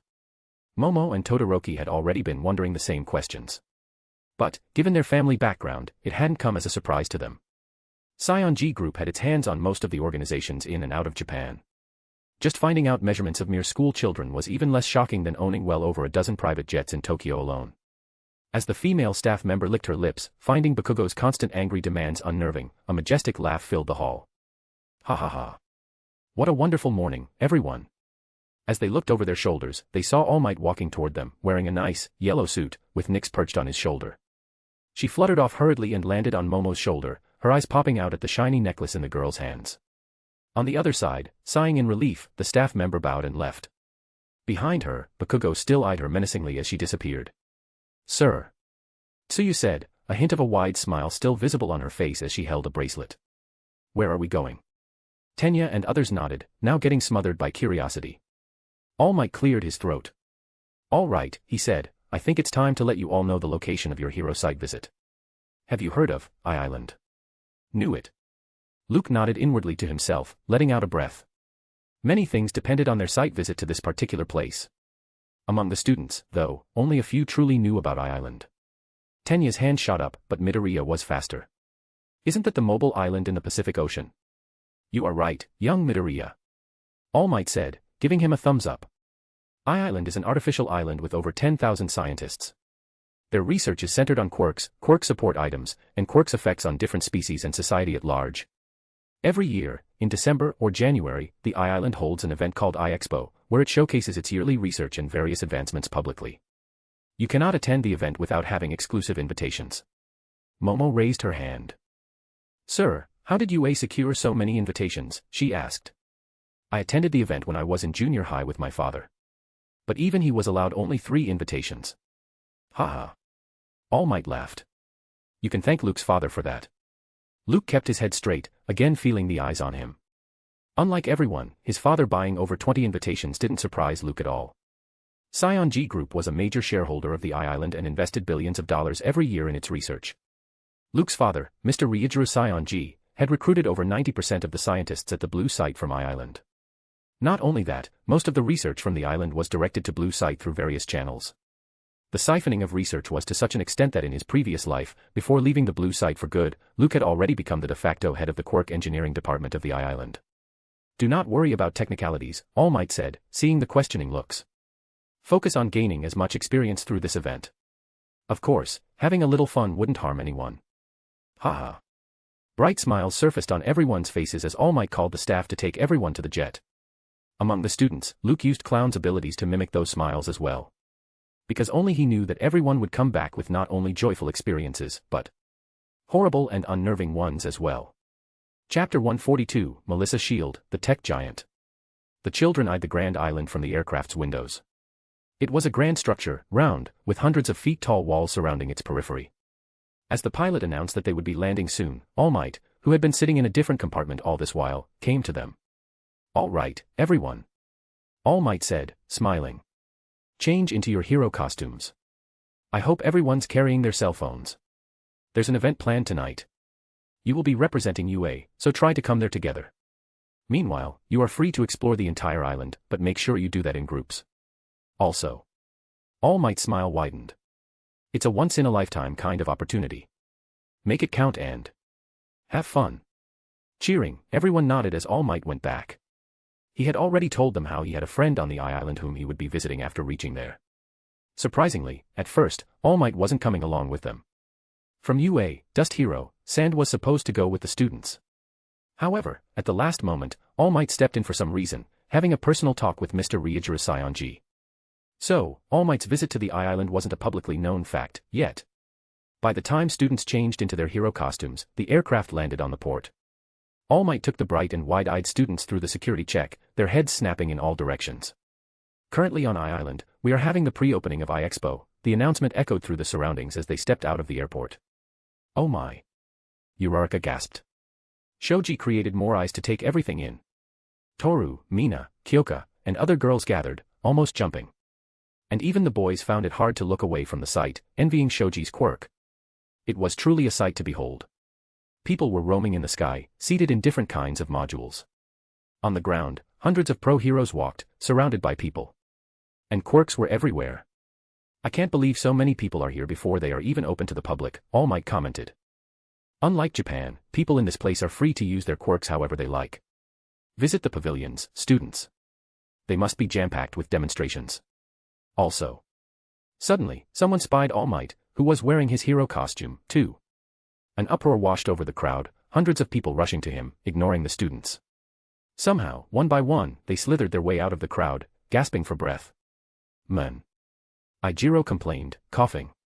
"It's all cool until you get walked over when you are with All Might." After a while, covered in kisses, All Might gathered everyone at a comparatively quieter corner. "All right," All Might said, wiping the lipstick marks off his face. "We part here, students. You will be submitting a report on what you did during the hero site visit after returning. And it will be counted toward your final exams as well. So, don't just idly walk around. To help you out, a detailed list of all the events and other stuff will be sent to you on your mobile. So, Uncle Might."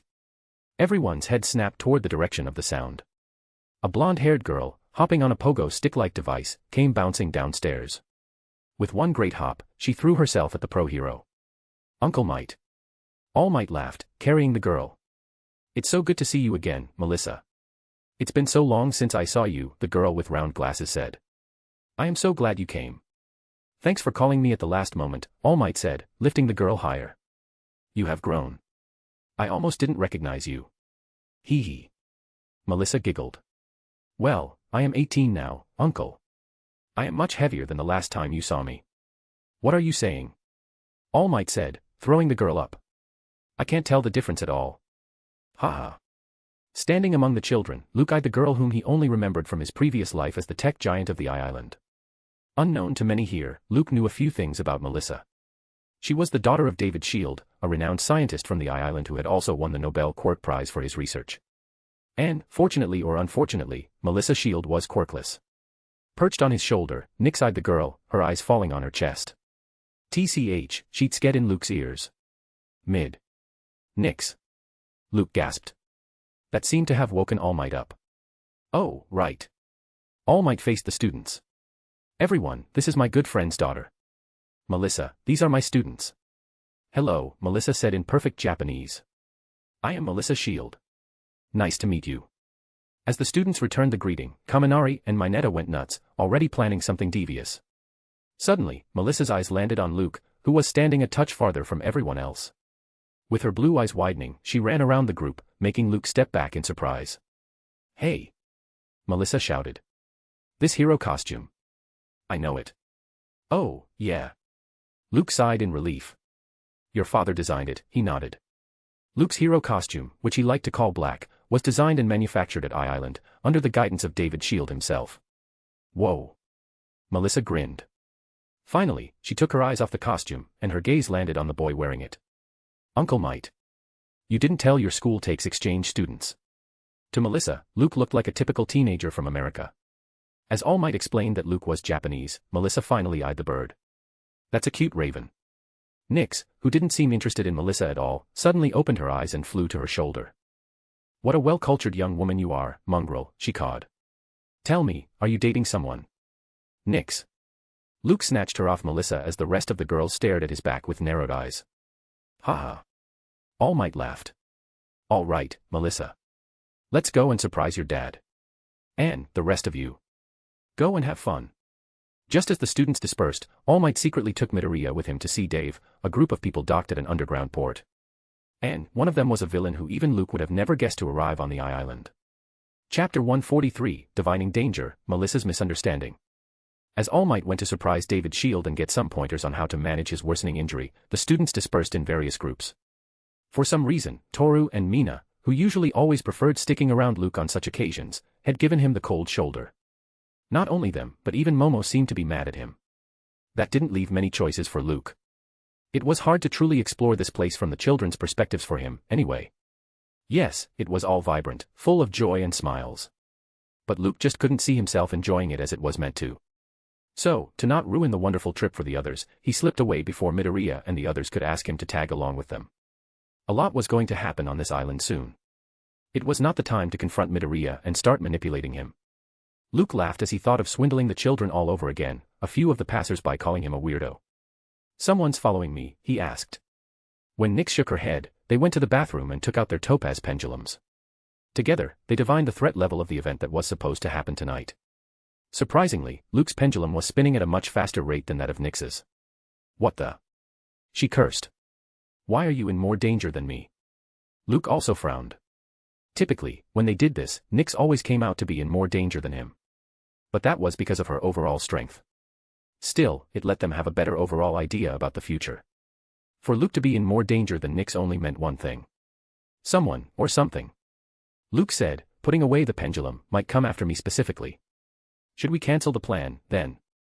Nyx asked, not feeling shameless at all about the cowardice.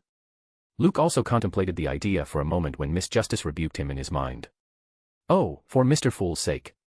Will you two just grow balls?" Luke's jaw dropped. "What?" Nyx asked, hurriedly. "What?" Luke told her what Miss Justice just said, and the bird broke out in a cawing laughter. "Miss Justice?" he asked, smiling wryly. "You don't know what growing balls mean, do you?" "Huh? It means being more courageous, of course." "As I thought." Luke facepalmed. Then, holding back a laugh himself, he told the system. Nyx. To involve Nyx in the conversations, Luke had been bestowing the telepathy quirk upon her now and then. As Miss Justice asked Luke to bestow telepathy on Nyx again now, so that she could reprimand her, Luke let out a sigh. The system was right. Island incident, if he remembered it right, would present a great opportunity to do many tasks that would help him out in the future. Letting it all go wasn't an option this time, it seemed. "What do you think of Melissa?" Luke asked both Nyx and Miss Justice. "Not all quirkless people are suitable for becoming Beyonders, Luke. Kazuho and Iwao are special cases. You knew how to pull their strings to make them think it was their decision to become Beyonders. That, too, because you could understand them and their struggles. Even then, they are quite skeptical of you and Mr. Fool.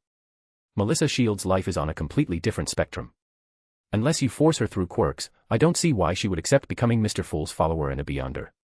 It didn't seem that being quirkless affected her much, no. She's quite strong. Yes. That I would admit. You two look like brother and sister," Nyx cursed, feeling offended. "Don't even think of hitting that, or I will puke." "Nyx." Luke gasped. Rubbing his head, Luke let out a sigh. Miss Justice is right again, he thought. Let's focus on how things turn out for Melissa this time before working on her. But the higher degree of danger still puzzled Luke. "Nyx," he said, snapping his fingers as he activated Discorer within her. "Let's bring her here. Now." Nyx fluttered her wings in shock. "It's too soon." Sigh. "All right." Meanwhile, Luke turned the black coat white, putting up a mask and a top hat on himself, becoming Dr. Blessed. Then, taking out a dummy mobile, he sent a text. "Get ready. 2 minutes." Kazuho read the text, and her right eye widened. Fumbling for her bag, she rushed out of the class as the professor shouted from behind. "Geez," she cursed, pouting. "I told him to let me know at least half an hour earlier. Didn't he say he would call me in the evening? TCH. Master is right. All fanatics are random." By the time she finished complaining, Kazuho arrived in the bathroom, whose location Dr. Bless knew as well. She hurriedly changed her clothes and made sure her new, geeky costume was in her bag. Suddenly, the space parted in front of her, a hand reaching out from the blackness. "Oh, wait!" Kazuho screamed. "I need to set my hair." Ah. Uncaring, the gloved hand pulled her in. Melissa Shield left her father and All Might alone and returned to the site of Expo. She had already attended iExpo over a dozen times. Still, she was very interested in All Might's students, especially in Midoriya and Luke, whom All Might mentioned to her father. "I should have gotten their numbers," Melissa grumbled, looking around. Suddenly, she spied a bird coming out of the bathroom and flying away. "Isn't that Nyx?" Melissa recalled the name and went in the direction, knowing Luke must be coming out of the bathroom as well. However, just a few minutes later, she had to stop, her jaw hanging low and her eyes going wide. From the same bathroom that Nyx had come out, a pink-haired girl walked out, adjusting her hair and dress as if she had just put them back on. Melissa couldn't move for a few moments, her gaze following the girl as she disappeared into the crowd. Then, as Melissa brought her gaze back and looked at the bathroom again, she saw someone else walking out. It was Luke in his hero costume, adjusting his black coat and his hair. Chapter 144, Is Luke a Playboy? After instructing Kazuho to blend herself with the crowd, Luke walked around the iExpo. First, he went to a pavilion showcasing high-tech equipment. There was a small, bike-sized vehicle that could travel on land, sky, and underwater. A suit that could let one dive to over 7,000 meters of depth undersea. A helmet that could let one see in all directions with different stats. These were, of course, prototypes, though. Luke had no intention of stealing even the real ones. If he wanted any of these, it was better to just steal the blueprints and then use blood creation to slowly assemble them from scratch, just like what he had done at his secret labs. Still, it wasn't a bad idea to broaden one's horizon. Suddenly, just as Luke was about to move out of the pavilion, his spirituality was triggered. With him being a magician now, his senses were already heightened enough for him to pick up on it. Someone's following you, Luke. Miss Justice's words resonated with Luke's thoughts as well. Maintaining the exploring persona, he switched to the swindler. It wasn't like it gave him any distinct advantage. But, through experience, Luke had found that switching to a sequence, before acting like that particular sequence's traits, made it all easier. As a swindler was also a marauder, Luke found it much easier to let himself be consumed by a thief's instincts. In a matter of seconds, without even looking back once, Luke easily deceived the follower. Using the crowd to his advantage, he went around to see who it was. But the person who had been following him was someone whom Luke had never imagined. At first, Luke had thought that it must be someone sent by his father, Sand, probably. However, as he stared at Melissa, snooping around to find the missing boy she had been following, Luke frowned. What's she doing?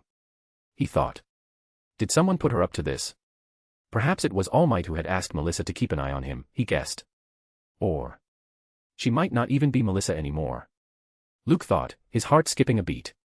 Is it happening already? Luke knew villains had already arrived on the island, if everything was happening in the same manner as it had in his previous life. But, like everything, Momo hadn't gone into details, only brushing the surface, telling him the major things. Combined with the divergence that Luke had been expecting this time, there was no way to tell if someone hadn't already kidnapped Melissa, replacing her entirely. Or worse. Fearing the worst, Luke switched back to the magician and activated spirit vision. It took Luke everything to focus entirely on Melissa and ignore the blast of golden radiance that tried to blind him from the surroundings.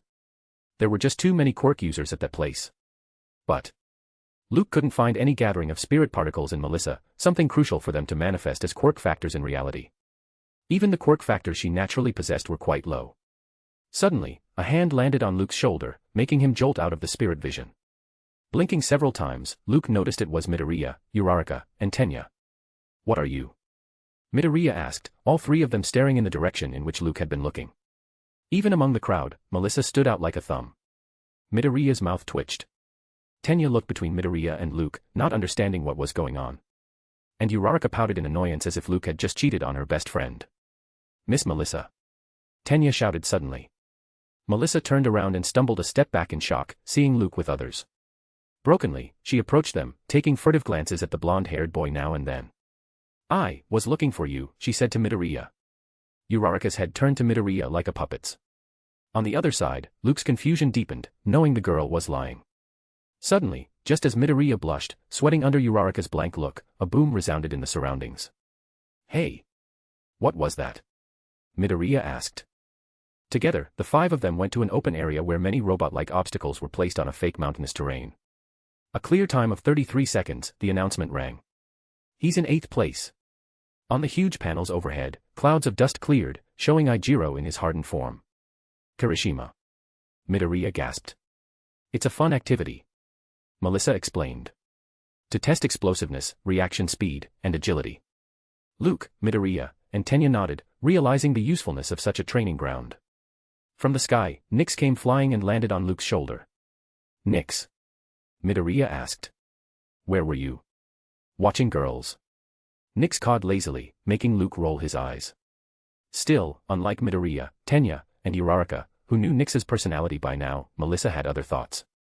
Putting a hand on her mouth in shock, she mumbled, So, the bird looks for the targets and he. Huh. Uraraka, standing next to her, frowned. What was that? Melissa pulled Uraraka away, making sure no one could hear them. I have something to ask. She whispered. Is Luke, is he a playboy? Uraraka's mouth remained open for a moment in pure shock. Did she really say Luke? They're Luke. A playboy. Seeing her reaction, Melissa hurriedly whispered in her ear what she saw. Uraraka's entire face went red, her head snapping toward Luke, her eyes popping out of her head. On the other side, sensing their gazes, Luke looked over his shoulder. What? He asked Uraraka, smiling. No. Nothing. Uraraka shook her head. Before Luke could ask more, another announcement rang in their ears. Now, the next challenger is, the lady said, a boy walking to the stage. Katsuki Bakugo. Just as Bakugo reached the platform, more 1A students arrived, gathering around Luke, Midoriya, and Tenya. Even without someone saying it outright, they could all feel it. The competitiveness was high in the air, which meant Luke could use this stage to complete at least one of his goals. Chapter 145, Improved Quirks, Full Cowl 12%. A massive boom rang out as Bakugo shot off the ground, grinning wildly. In one lunge, he crossed the distance between him and the topmost target, making the entire audience gasp. Then, blasting one target, Bakugo simultaneously began stirring himself in the direction of the other, infinitely minimizing the wastage of time. Booms and bangs rang out as Bakugo blurred all over the mountainous terrain, exploding one target after another. And, just as he had begun, it was already over. Incredible, the lady announced, shocked herself. He cleared it in 13 seconds. First place. Watching Bakugo from above, all the boys felt a heaviness, the spirit of competitiveness taking hold of their thoughts. Of course, Bakugo's quirk, Explosion, was highly suitable for such extreme maneuvers. It didn't mean they could have done the same things Bakugo was doing, though. Even if some people had almost the same quirks, the way they used their quirks was often dictated by their personality. Explosion shone the best when it was used by Bakugo. It was just that simple, as most of the hard truths. Even Luke nodded to himself, thinking the same. However, there was one thing even he failed to notice. Not because he wasn't paying attention, but because it was related to his previous life. Last time, the children had arrived at the island during their summer break. In this life, things had already diverged a lot. Even the Expo, which was a summer event, was taking place in January. That gave the students almost 6 months more to train their quirks, pushing their limits. If Luke had known that Bakugo had completed the same task in 15 seconds in his previous life, instead of 13, perhaps he could have felt the extent of these divergences, too. On the stage, finishing his task, Bakugo landed on the ground. Then, slowly walking off the stage, he looked up at the boys, and smirked. Todoroki, Tenya, Midoriya, Luke, Shoji, and almost everyone's brows twitched at the blatant display of ego. The first to fall to the trick, though, was Fumikage. Let's show them. The dark shadow Fumikage carried within him said. Our new tricks as well.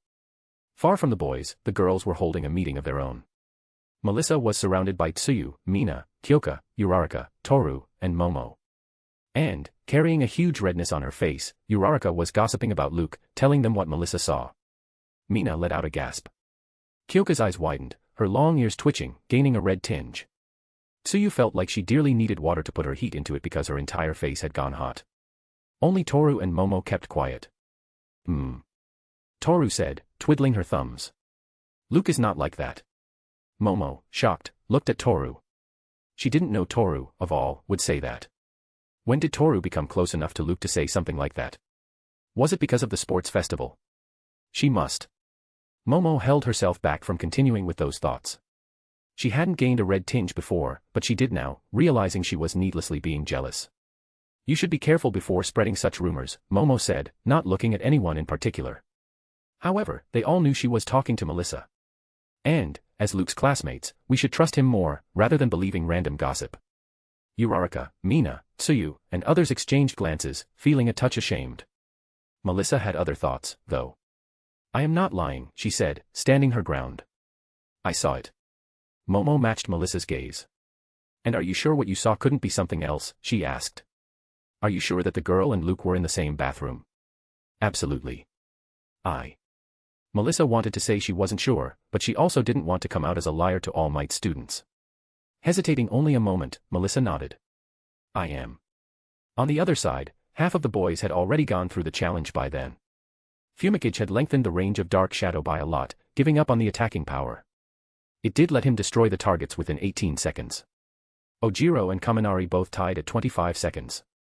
Shoji and Sato tied with Ijiro, who had taken 33 seconds. Hanta lacked destructive power, taking 38 seconds to destroy the targets. Tenya, who had become much faster using his base quirk without overloading his mufflers, took merely 15 seconds. However, after Mineta's turn, the real surprise came when Yuga Aoyama stepped on the stage. Within the first 10 seconds, he had destroyed all but one target, using his naval laser quirk. Then, just as Bakugo was about to scream at him in rage, Yuga held his stomach and vomited, not even completing the task as a result.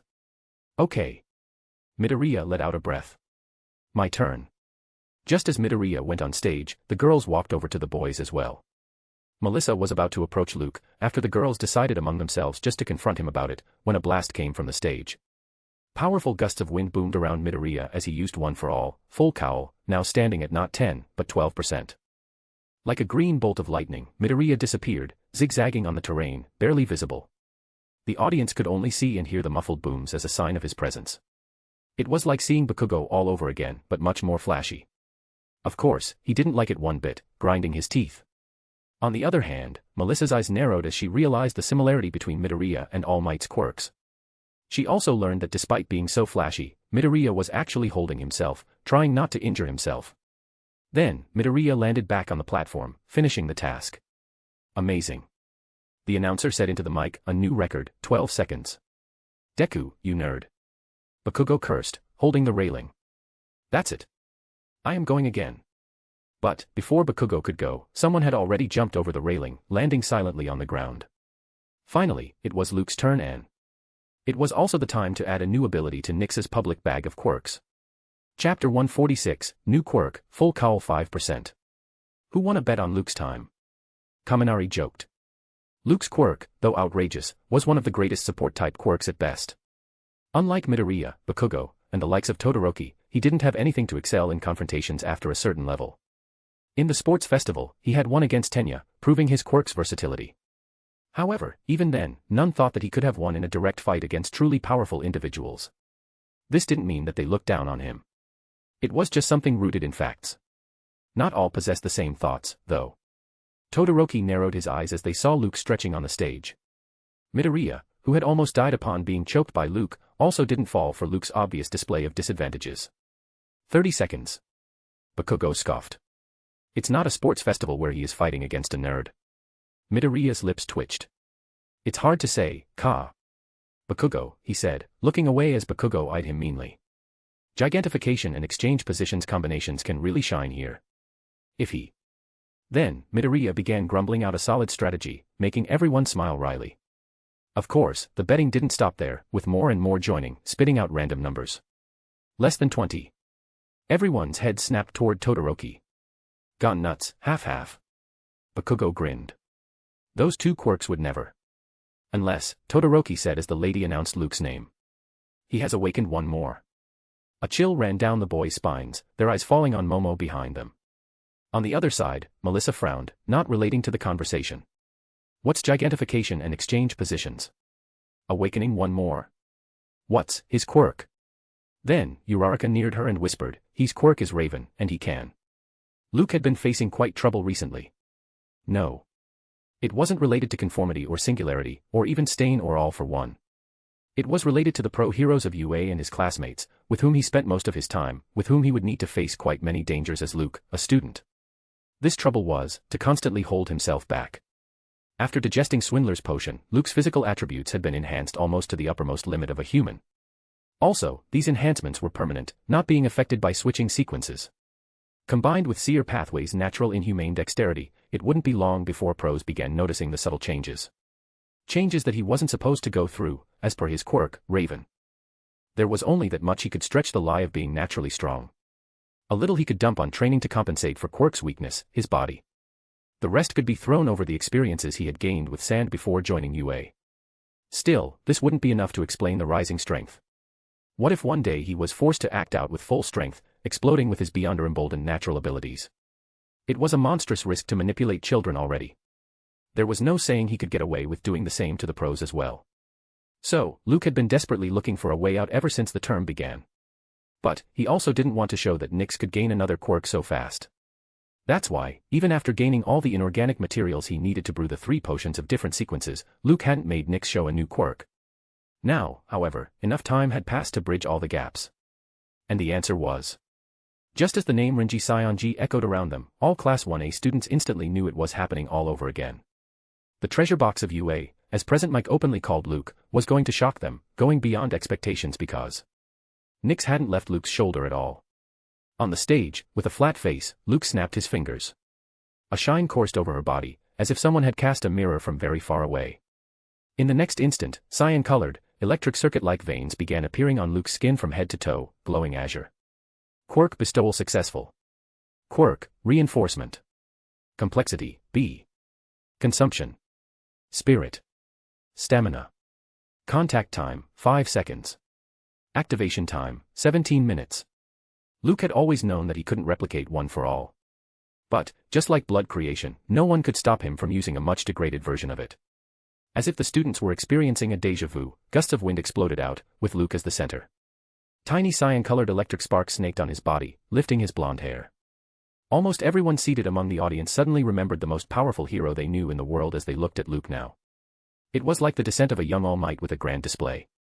Standing among the stunned Class 1A students, Midoriya's eyes had gone as wide as possible.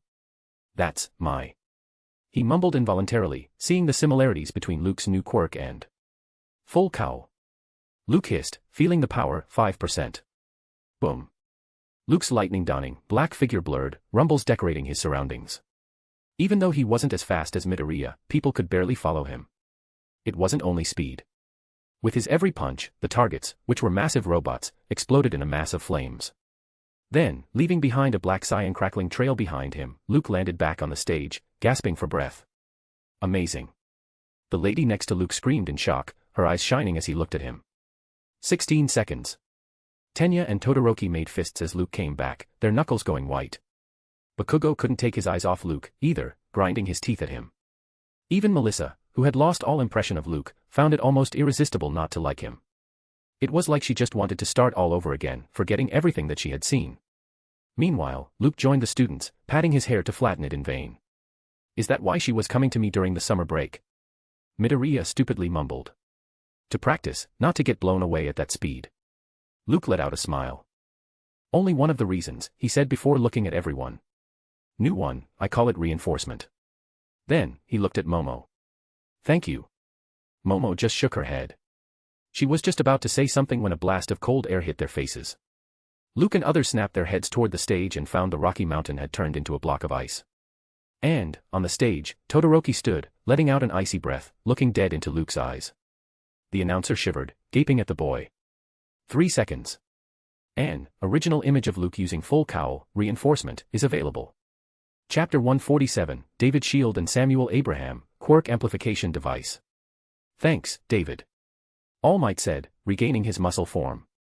I will see you at the party. David Shield, the chief scientist of the island, watched his friend go, smiling. As soon as All Might disappeared, though, his smile settled into a frown. After making Toshinori go through checkups, he found out that All Might's quirk factors had gone down immensely. Compared to 6 years ago, it was like looking at the peak of a mountain and the bottom of a sea trench. David had known a villain had injured All Might after going back to Japan years ago. However, it was to this extent he couldn't have imagined. This made it all important to get back the device. The door to his lab opened, and Samuel Abraham, assistant to David, entered the room. They have neutralized the security guards, Sam said, his eyes becoming hard behind the glasses. Are you sure, David? I can still call them off. With All Might here? No. David shook his head. After All Might's sudden appearance today, he had indeed contemplated calling off the villain attack. However, that was then, and this was now. With those injuries, David wasn't sure if All Might could continue to be the symbol of peace. We need our device back, Sam, David said, taking out his mobile and looking at All Might's image he had taken when he was in America. We need it, for him. After years over years of research, David and Samuel had invented a device to amplify one's quirk factors without affecting the body. For this, they had taken the notorious Trigger as the basis, which had caused panic all over Japan years ago. Trigger could amplify one's quirk using a chemical dose, but it also enraged the user, causing severe mental harm. If taken frequently, a few doses were enough to cause permanent, irreversible changes. Of course, these weren't the effects David had been looking for. The device they had created, though, had succeeded in amplifying one's quirk factors without causing any physical harm to the user. David had named it Quirk Amplification Device. However, after seeing its potency, all the shareholders of I-Island, backed by governments from all over the world, decided to never let the device go public. They were afraid of the device falling into the hands of villains, causing loss of lives and wealth all over the world. David had scoffed at their unfounded worries. If given to a pro-hero like All Might, then it could be in the safest hands, bringing peace and prosperity instead. Despite David and Samuel's constant pleadings, the sponsors had rejected their requests, locking the device in the island's security vault. But neither David nor Samuel could bring themselves to let it go so easily. After waiting for months, they went so far as to hire fake villains, hoping to use them to steal the device. To their utter surprise, though, the day they decided to follow through with the plan was also the day All Might just happened to arrive on the island. "We cannot afford to lose more time, Sam," David said, putting away the mobile with a smile. "This is it, my friend. This is it." "What about All Might?" Sam asked. "I will think of something," David replied. "Make sure you tell them not to hurt anyone." Sam nodded. Then, patting his assistant on the shoulder and sharing a warm smile, David went deeper into the lab. Behind him, Sam let the warm smile on his face linger a while longer before spitting it out. "You have gone soft, David," Sam said, narrowing his eyes. "If you had just let me take control of the device when it was still time, then I wouldn't have gone this far." Unknown to David's shield, Samuel Abraham hadn't hired fake villains, but real villains. It hadn't been difficult, either. A scientist like him had an immense reputation even in the underworld. Island had a security that was on par with the most secure prison, Tartarus. So, not many villains were ready to take on this job, given there would be many pro-heroes attending various events on the island as well. However, after many days of searching, someone had called him, offering his services for the job. That had come as a surprise, though a much-welcomed one. Now, Sam wanted to sell the Quirk amplification device to those villains, instead of giving it to All Might. With how All Might was, if the governments asked him to turn over the device, he would gladly do that. Wouldn't that make all they were pointless again? What would be the point of stealing the device and giving it to All Might, then? No. Sam couldn't have that. It was his. The device was his. Why must David alone decide to whom it should go? Grinding his teeth, Sam took out his mobile and sent a text, "All Might is here. You are allowed to do anything you want to get the device." In the security room of the tower, Wolfram, the villain hired by Sam, read the text and grinned. "All Might. Ha. Will sure do, boss." That was the plan. His crew readied the weapons, donning masks. As Wolfram put a mask on himself, one of the crew members approached him. "Yes?" Wolfram asked, looking around to see if anyone else from his crew was listening. "Do not kill the scientists," the man in black clothes said, his eyes darkening behind the mask. Wolfram frowned. "That wasn't what master."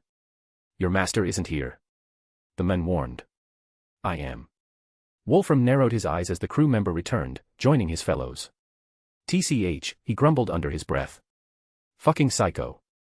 As if All Might wasn't enough, this bastard had to tag along with him as well. But then Wolfram remembered what his master had gifted him for this mission, and a sinister grin surfaced on his face. "Let's go." Around the same time, at the expo outside, Luke found himself surrounded by all the girls. Chapter 148, Confronting Luke, Who Was the Girl? As the sun settled against the deep waters, the I-Expo came to an end for today. However, in front of a coffee shop, Luke and others still found themselves in the venue, instead of getting ready for the party tonight. Not many had stayed, though. Bakugo and Ijiro had gone back to the rooms that UA had booked for the students. Todoroki, Fumikage, Hanta, Ojiro, Yuga, and Sato couldn't be seen there as well. "What's going on?" Midoriya asked, seeing Luke surrounded by the girls. "I know what it is," Kaminari commented, smiling slyly. "They can't decide who should be dating him." "Ah." Mineta complained. "Why Luke's so lucky?" Tenya shook his head before nudging his glasses. "Something's off," he said, seeing the looks on the girls' faces. "Luke's in trouble." "Let me try something," Shoji said. At the end of his appendages, many ears sprouted. In this way, he could hear their conversations even from far away. "It's not." Midoriya felt troubled over eavesdropping. Kaminari and Mineta gave Shoji a thumbs up. "Welcome to the group." Shoji frowned at both of them. "Don't make me think it over." On the other side, Luke matched all the girls' gazes, a queasy feeling bubbling in his heart. Just when you need Nyx the most, he complained within, she's never around. Sigh. But someone had to keep an eye on Kazuho, Luke knew. In such cases, given Nyx being a bird and a beyonder of seer pathway on top of that, she had a better advantage. "Luke," Momo began, crossing her arms over her chest. "Melissa has something to ask you. I hope you will answer honestly. Generally, such matters are private, and we have no right to demand any explanation from you. But we are representing UA here. Any stain on your image will tarnish UA's image as well. I can't have that." Inwardly, Momo sighed. She was trying not to let him know that she was interested in the answer as much as others as well. Perhaps, more. Luke frowned. In his mind, he went through everything but couldn't come up behind this sudden confrontation. Did she figure out something about my plans today? Luke asked himself, bewildered. Despite knowing that it was almost impossible, he also didn't know the full extent of the machinery available at Melissa's disposal. What if there were a device that could listen to people's thoughts? Even if Luke could take all precautions and had planned many steps, he wasn't invulnerable to everything. Melissa stepped forward, her heart beating out of her chest. Seeing him today on the field, looking like All Might, had stirred something within her. No matter how she thought about it and how much she tried to think reasonably, she couldn't come to despise him for the lecherous act she had seen him doing in the afternoon. Are you dating someone?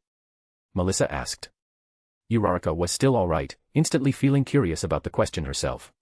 Kyoka, Tsuyu, and Mina frowned, though.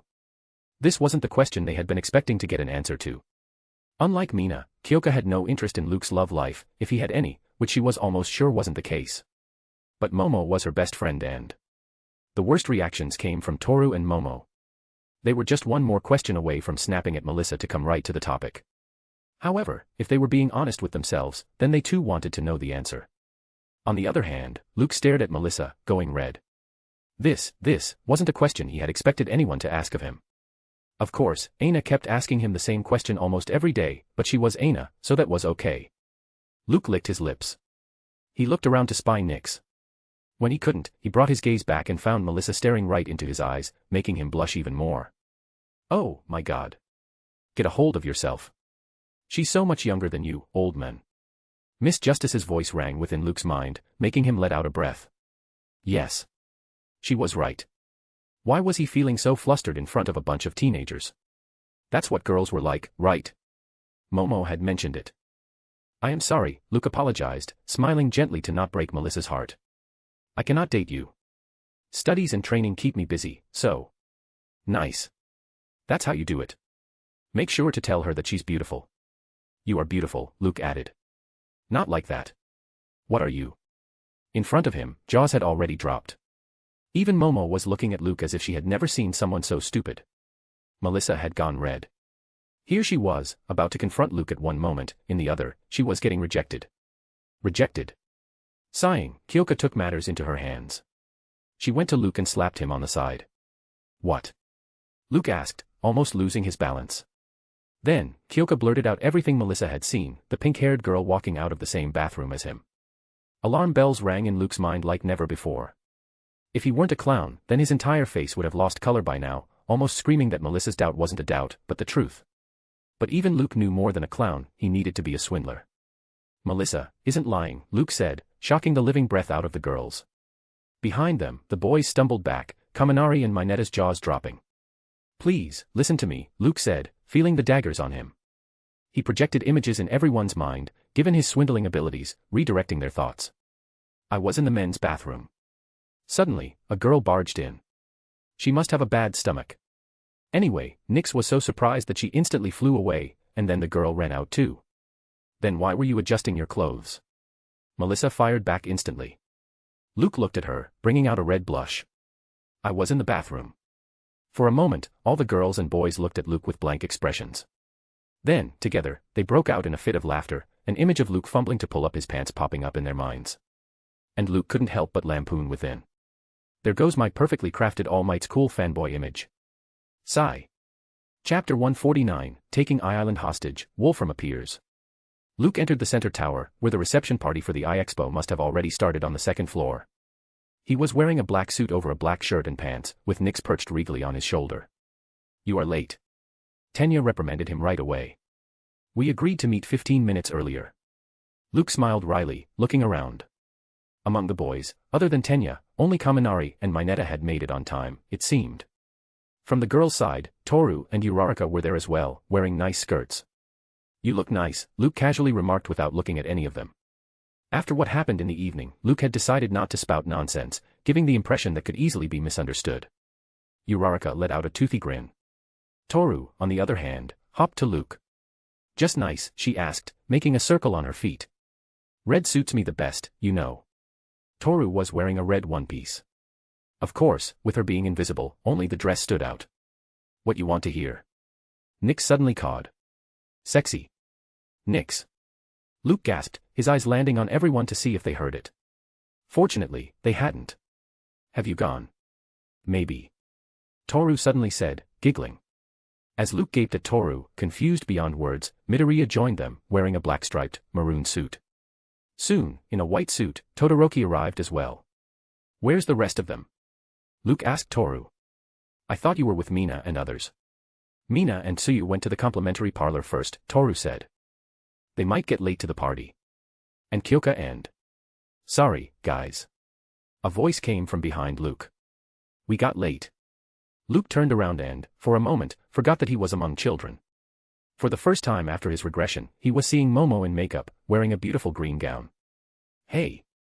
Toru slapped his back. That's not fair. You didn't look at me like that.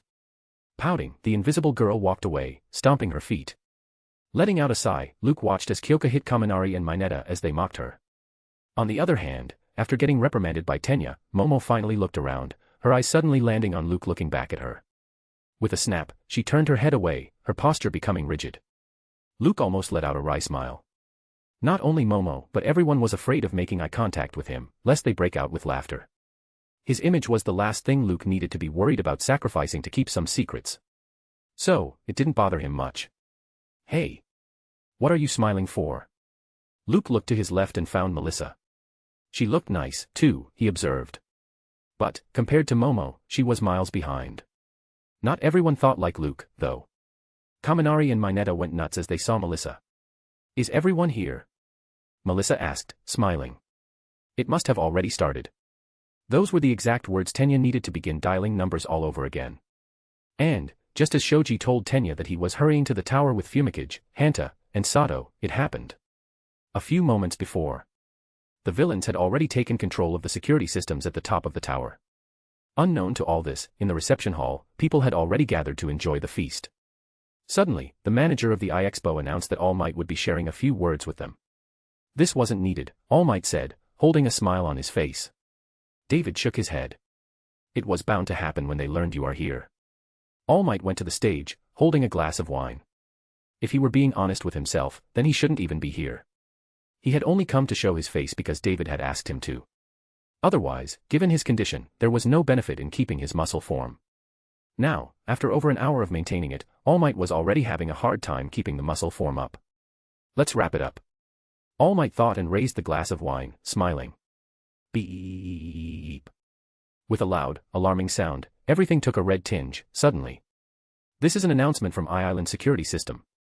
We have received reports of an explosive device at the iExpo area. iIsland will now be in a high alert mode. Your safety. The same announcement was being made throughout the iIsland. Robot units, especially to take down even the most dangerous villains, rushed out and spread across the entire island. Meanwhile, with loud thumps, heavy doors locked down the central tower, cutting it off from the outside. In the reception hall, the elevator doors opened, and villains walked out, carrying weapons. Wearing a white greatcoat and a metal mask, Wolfram grinned at them, his gaze reflecting All Might. In case you didn't realize what just happened, he said, raising his hand, then let me catch you all up to speed. This entire island has become my hostage. Do it. On the big screen behind All Might, many live images popped up, showing the robot units surrounding civilians. In the next moment, tiny holes opened up on the floor as well. From the holes, glowing strands of metal shot out and wrapped themselves around all the heroes, restraining them. All Might instinctively tried to break the restraints. Aha. Wolfram appeared next to him, holding a gun. Move an inch more, and I will start killing the people here at random. Choice is yours. All Might. All Might planted his blue, hardened gaze on the villain, his hands relaxing. Good boy, Wolfram grinned, kicking All Might to the floor. Lay there until it's over. For the good of the rest. Haha. At the same time, 2 floors below the reception hall, the Class 1A students had also picked up on the oddity, heavy steel doors sealing all exits. As Melissa mentioned that the current procedure wasn't the norm against a bomb threat, Midoriya suggested taking the stairs to the reception party to reach All Might. Luke rushed up the stairs with the rest of them, narrowing his eyes. Now, he just needed an opportunity to slip away, without causing any suspicion. Chapter 150, 1A's decision, splitting up. From the glass dome above the reception hall, Midoriya looked at the restrained All Might with wide eyes. Taking a hold of himself, as All Might looked at him, Midoriya pointed at his ears and then at Kyoka next to him. Getting the cue, Kyoka planted her earphone jack into the floor, and All Might began telling them that villains had taken control of the tower. Shocked and unnerved a bit, both of them returned to the rest of the students waiting for them. It's serious, Midoriya told them. Villains are in control of the security system. They are threatening to kill civilians if All Might or other heroes acted. Did you see my dad? Melissa suddenly asked. How was he? Midoriya and Kyoka exchanged glances, both shaking their heads. We couldn't see him. Melissa gasped. Don't overthink it, Luke said. There's no point in harming Mr. David. Villains must have taken him to the control room to open some inaccessible vaults, I guess. Melissa gaped at Luke. Luke's a genius, that's what Midoriya had kept saying to her, but she hadn't believed it. Not truly. Now, seeing how calm he was and how rational his explanations were, she regretted jumping to conclusions in the afternoon. Tenya and others nodded, agreeing with Luke, too. What did All Might say? Todoroki asked. All Might ordered us to either evacuate or stay put at some place where the villains can't find us, Kyoka explained. Then that's what we must do, Tenya said authoritatively. Momo nodded. All Might must have a plan, if he said that. We are just potential hostages for the villains. If they catch us, they will use us to force All Might and other pro-heroes even more. But guys. Midoriya stuttered. Midoriya, snap out of it. Kaminari said. Mineta closed on Midoriya as well. Have you forgotten what happened at USJ? Midoriya's mouth flattened into a thin line. At USJ, 13, Dust Hero, Sand, and Erase Your Head were injured mainly because they were trying to protect the students. If something like that happened here. Luke. Midoriya's eye shone, suddenly. Can you use exchange positions to free All Might? Everyone's eyes lit up at that. Yeah. Toru nodded. Nyx needs to be in a 50-meter range and in direct sight of the target to use exchange positions, right? If we free All Might. Kaminari mumbled, smiling, then everything will be fine. Luke looked at the children and let out a sigh. It wouldn't work, he explained. All Might can free himself from those restraints anytime, too. Then, why hasn't he? Midoriya's face paled. Oh, no. Luke nodded. Island security is on par with Tartarus. For villains to take control over the security system, despite knowing that All Might is here, it means they are crazy enough to go to any lengths. Unless All Might can be at thousands of places at once, there's no point in rescuing him alone. Melissa, Momo, and Midoriya's fingers balled into fists. Next to them, Tenya and Todoroki stared at Luke, again realizing how differently Luke analyzed situations. It was like he wasn't a part of what was happening at the moment at all and was looking at everything from behind a screen. Just as Midoriya had lost all hope, a thought popped into his mind again. Wait a minute. No, Midoriya. Melissa said. Luke is right. No, Midoriya said, shaking his head. I get that. The entire situation will worsen if we rescue All Might, right? Then, what if we take control of the security system, instead? From there, we can disable all the robots taking the civilians hostage and free the heroes at the reception hall as well. This, Luke said, holding his chin, is a brilliant idea, Midoriya. Midoriya's entire face beamed. He didn't know why, but getting Luke's nod for this plan felt like taking a huge step forward. He had only felt like this while training with Gran Torino. It was like gaining approval from a senior. Burying the rubbish thoughts, Midoriya looked at others. We can reboot the entire system from the control room, Melissa added, agreeing with Midoriya as well. No, Tenya said, raising his voice. There are so many things that can go wrong. We are making the same mistake again, Midoriya. What if there are more villains at the control room than there are in the reception hall? Midoriya, Tenya, and Todoroki had fought Hero Killer, staying with their lives on the line. So, they had a much better understanding of the sheer scale of uncertainties involved in such a mission. Todoroki lifted his left hand, feeling the burn. Aren't we trying to become pros ourselves? That's different, Momo said. We don't have hero license. I want to save them. Midoriya stared everyone in their eyes. Even if it's dangerous. We can't just do nothing. It might work, Melissa agreed. If we avoid fighting, keep low, and reach the top of the tower where the control room is, then we can reboot the entire system. Yeah, Midoriya nodded. If we are fast, we won't have to fight them. Momo held her chin. Still. We have no idea who's up there and in what numbers. That's a risk. Finally, someone called me by my hero name, Nyx cawed suddenly. Dusk Empress, Risk. As everyone looked at her with puzzled gazes, Luke stepped between them, his mouth holding a wry twitch. How about this, he suggested, looking at everyone. I will be your eyes outside.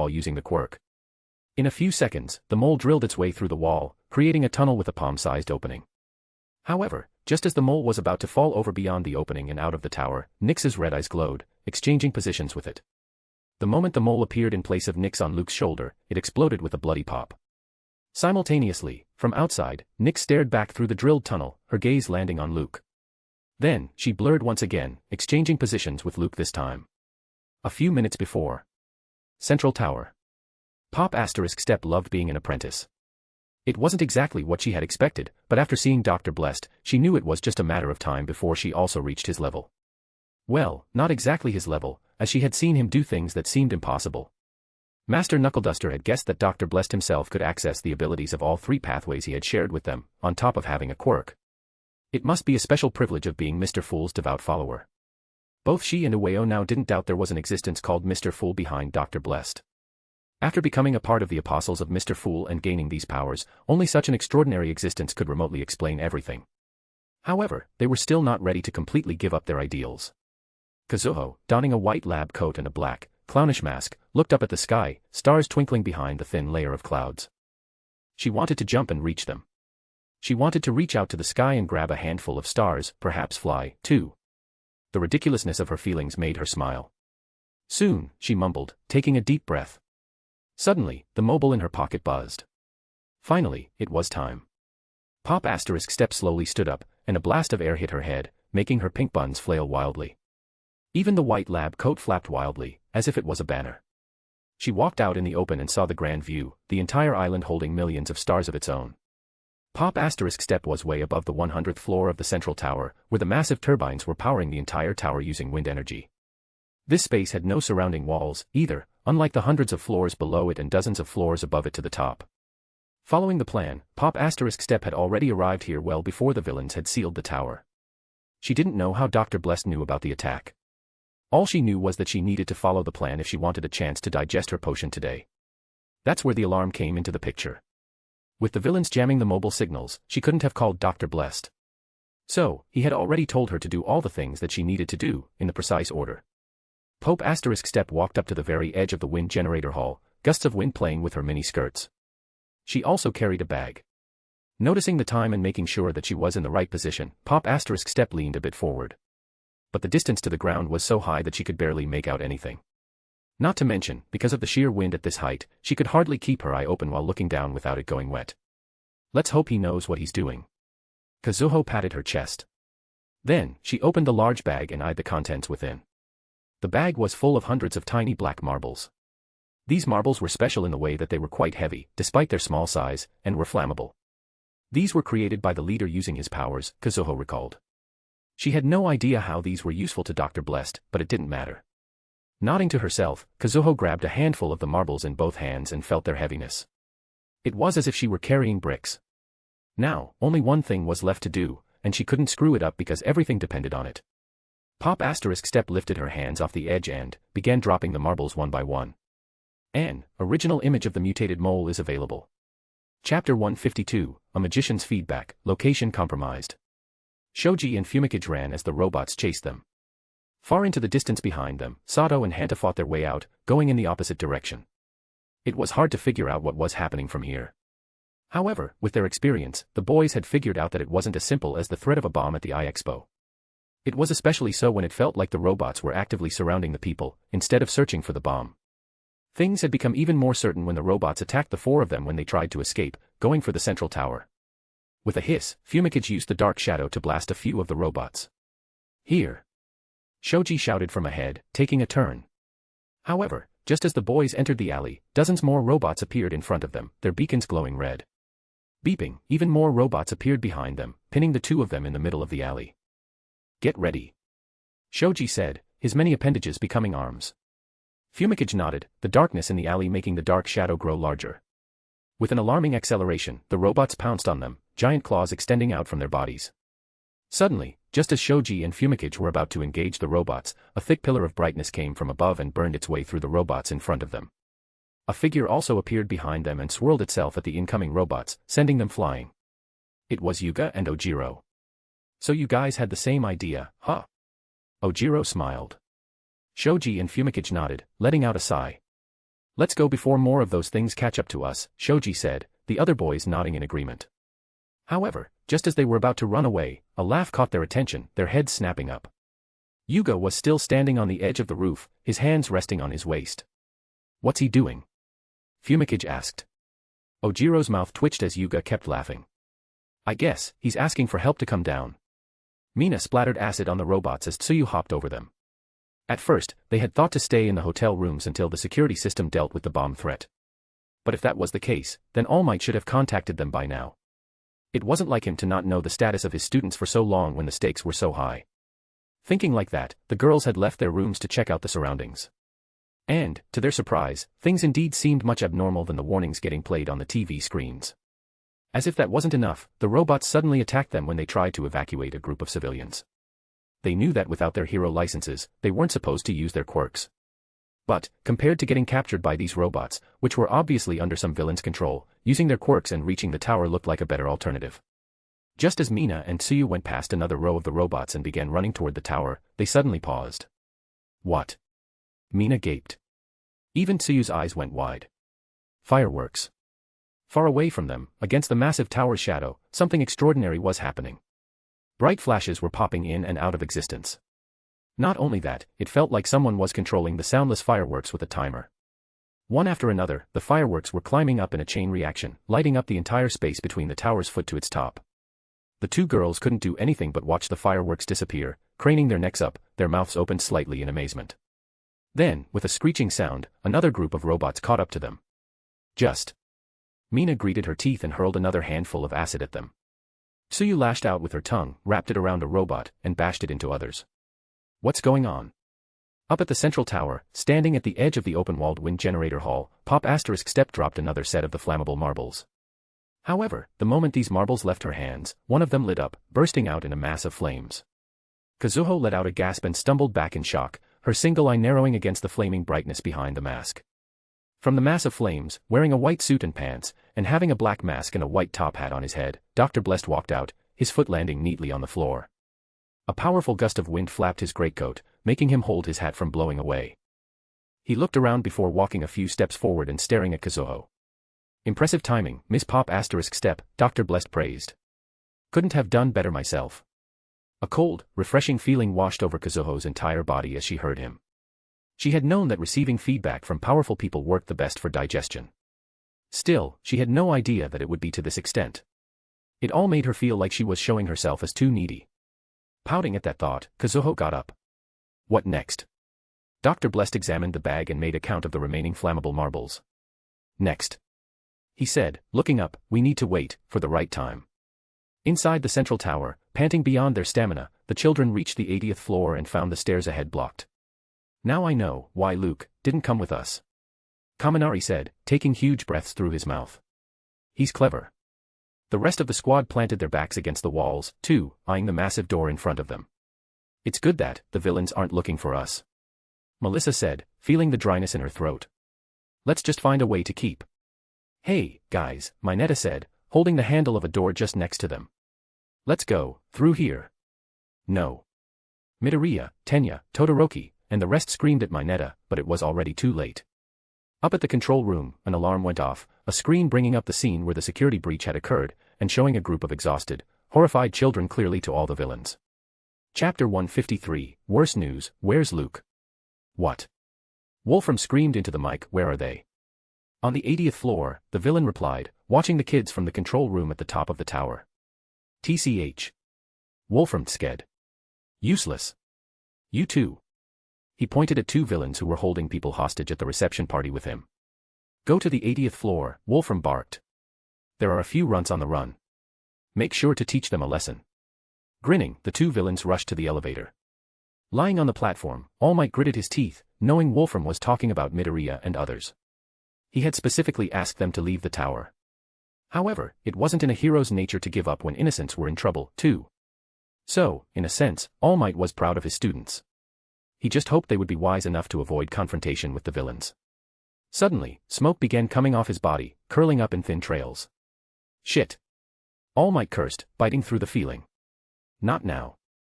He couldn't afford to lose his muscle form yet. If the children succeeded in disabling the security system, then he would need to use his powers to save them.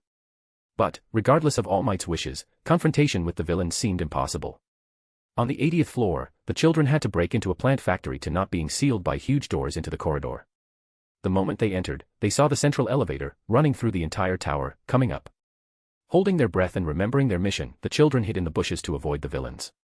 To their surprise, when the villains walked out, they instantly found the targets they were looking for. No.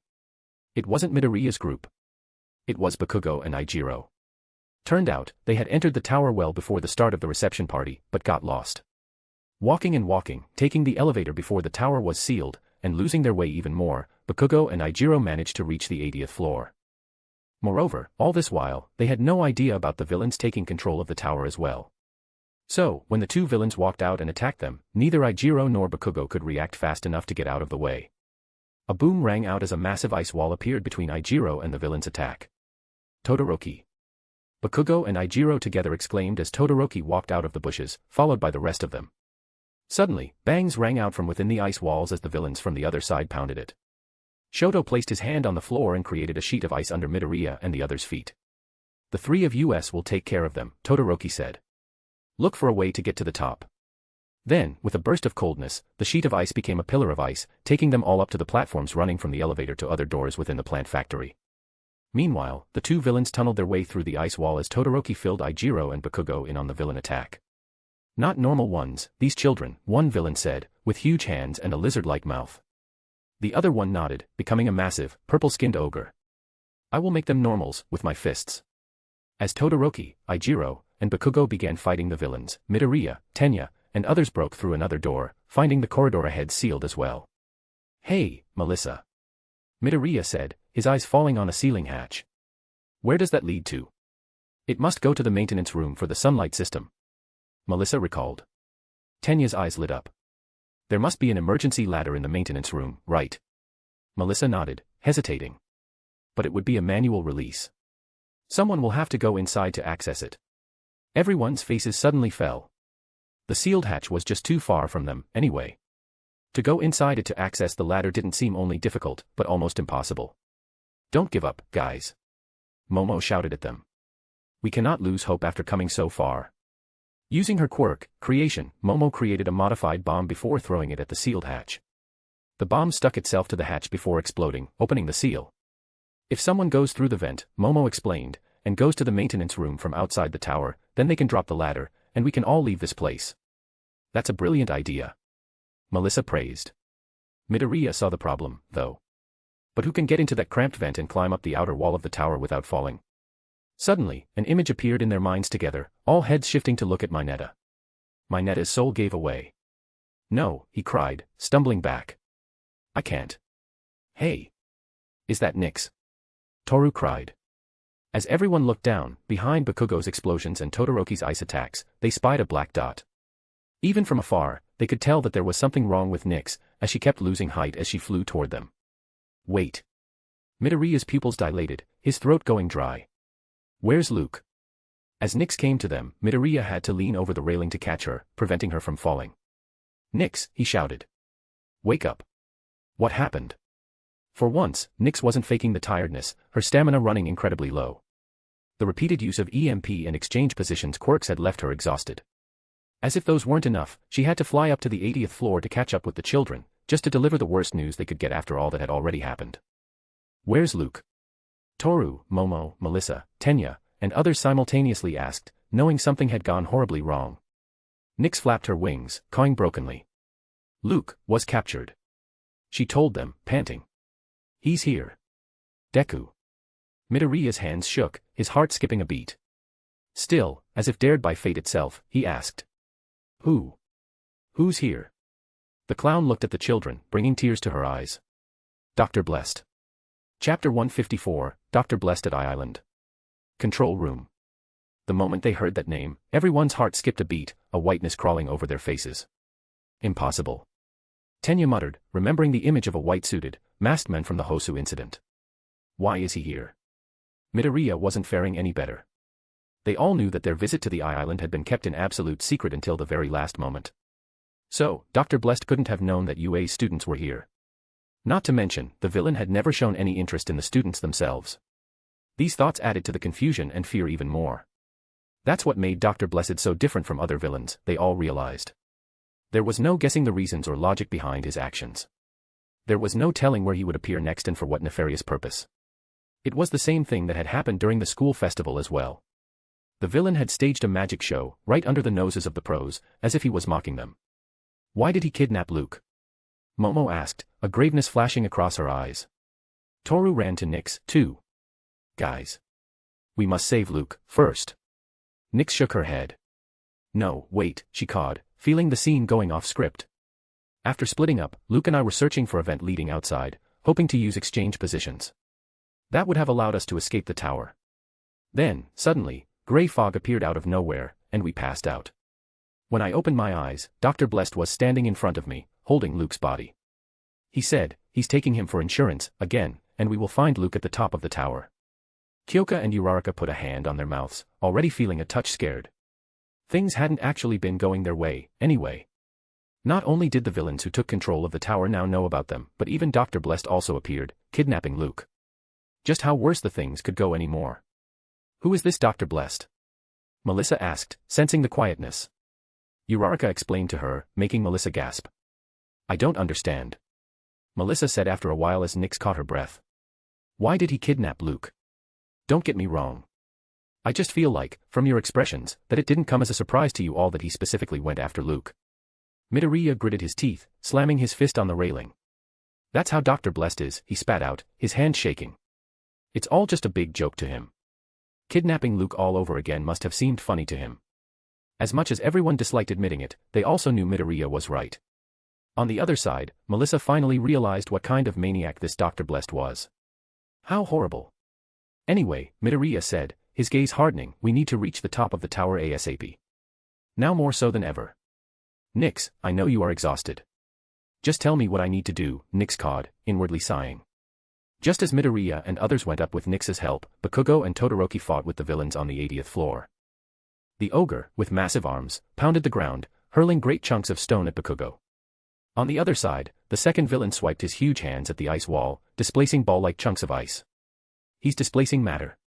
Todoroki warned, sending another wave of ice at the villain. Bakugo spun around the ogre using his quirk, barely dodging a direct hit to his head. I've had enough of these two idiots. Bakugo suddenly shouted, landing next to Todoroki. Let's finish them off. The massive ogre dashed toward the two kids. Howitzer. Bakugo threw himself up in the air before spinning at an incredible rate, facing his exploding palms outwards. Like a missile, he shot toward the ogre, gaining momentum. And, just as the ogre punched, Bakugo faced one of his palms toward the villain, creating a mega explosion. Die. Bakugo screamed over the boom. Impact. From the other side, seeing the ogre losing his transformation, the second villain swiped at empty in Bakugo's direction. Some of his sweat landed on the villain because of it, making Bakugo grin. That's my sweat, he shouted, laughing. Getting the cue, Todoroki fired a massive pillar of fire at the villain, the sweat on the villain's palm exploding as it combusted. Boom. You idiots, one of the villains in the control room shouted into the mic, what are you doing on the 80th floor? Those kids have escaped. There were two villains in the control room. One was in charge of the security system, while the other was in charge of the communications. On the screen in front of them, they could see Midoriya's group killing the CCTV cameras and fighting robots that were stored in the central tower. However, no matter how they tried to reach the two villains who had gone to the 80th floor, they didn't receive any reply. Gritting his teeth, the villain in charge of communications decided to contact Wolfram. Knock knock. The sudden knock took both villains by surprise, making them jolt. They rushed to grab their rifles when the knocks reappeared. Who is it? One villain asked another. The other villain had just opened his mouth to curse when the door opened. A chill ran down their spine because this door was within the actual door, a blue, glowing outline surrounding it from three sides. Ah! One of the two villains just lost it and fired. A crackling buzz rang out as he emptied the rifle at the strange door, filling the control room with smoke. When it was over, both villains crawled slowly toward the unnatural door with hundreds of bullets lodged into it. But when they stood in front of it, there was no one outside. Slowly, two hands landed on their shoulders from behind, and a black, masked face appeared between their heads. So? The men asked as the villain's souls gave out. What are we looking for, lads? Chapter 155, Reaching the Top, Luke's Uneasiness. 138th floor. A swarm of red-eyed drones welcomed the students in the server room. A trap. Midoriya guessed, taking a step back. Let's do this. He raised his fist, covered in a red gauntlet. It was a device that Melissa had given him right after the iExpo had ended. It was called Full Gauntlet and was designed to take on All Might's 3 punches. That meant Midoriya could pour 100% of one for all in his right hand without worrying about the backlash 3 times. However, just as Midoriya was about to punch the drones to smithereens, Melissa stopped him. No, wait, she cried, holding everyone back. This is the server room.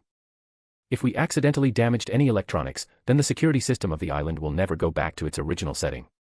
Tenya scared. That's why they trapped us here. As everyone shared Tenya's doubts, even more drones dropped from the ceiling, their numbers rising to hundreds. Momo looked around and let out a sigh. We will stop the security machines here, she declared. As long as Melissa reaches the control room, everything will be fine, right? Tenya, Kyoka, Mineta, and others nodded as well. Midoriya, Tenya said. Take Melissa and find a different route to the top. Midoriya was about to say something, but paused, sensing the urgency of the matter. Not only did they need to restore the security system to release All Might and other pros now, but they also needed to save Luke, who had been kidnapped by Dr. Blessed. Nodding at Tenya and Momo, Midoriya turned around and ran. Melissa. Melissa stared at everyone's backs for a moment. Then, grabbing Uraraka's wrist, she ran behind Midoriya. Melissa took Midoriya and Uraraka to the wind power generator hall. If we take the tower's route, then even more drones will be waiting for us, she explained. It's best to take the emergency exit at the top and reach directly to the floor where the control room is. As Melissa pointed up, Midoriya and Uraraka had to crane their neck to find the emergency exit. Uraraka's eyes lit up. I will use my quirk on you guys. However, just as she used her quirk on Melissa and Midoriya, making them float, another swarm of drones arrived from the top. Uraraka. Midoriya, carrying Melissa on her back, shouted. Release your quirk and run.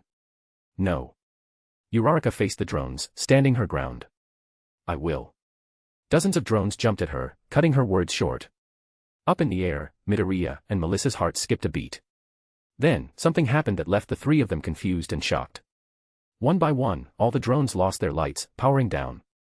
Those who were in the air as they lunged at Uraraka also dropped on her sides, skidding a few meters.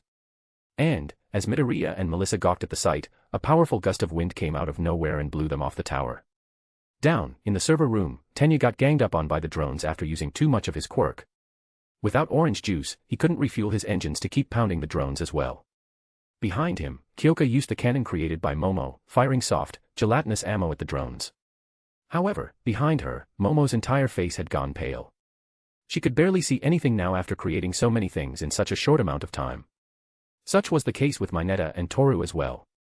After capturing Tenya, the drones lunged at Kyoka, taking her down as well. Then, with an alarming intensity, they rushed at Momo. What's going on? Nyx cursed under her breath, flying above everyone else.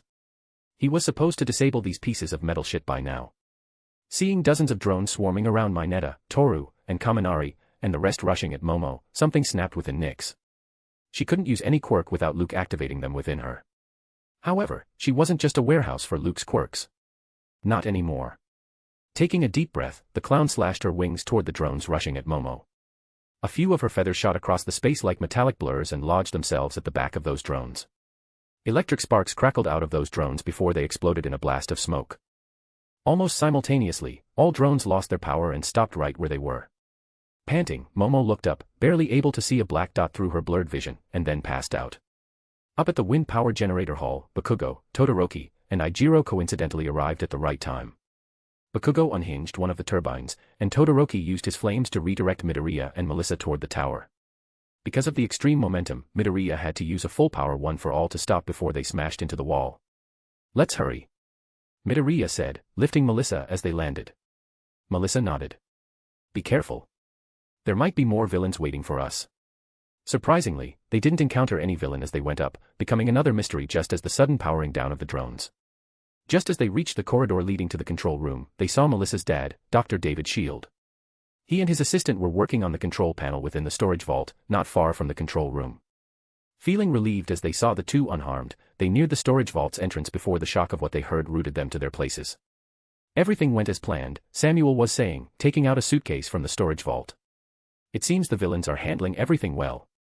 Thank you, David said, leaving the control panel. It's only because you arranged everything for me, Sam. A shuffle of steps made their heads snap at the entrance.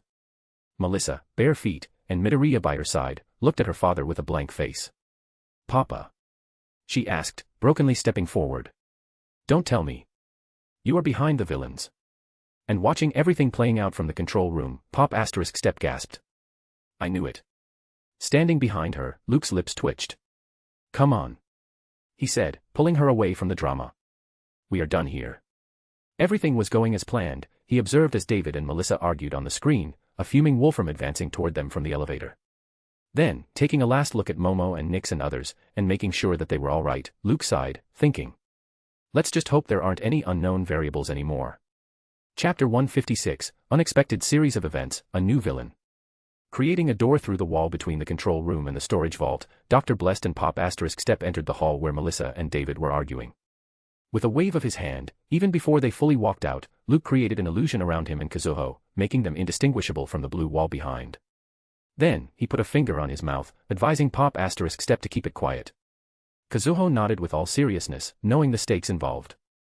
On the other side, holding the suitcase, and after exchanging heated words with his daughter, David had finally realized that the villains involved in this attack weren't fake.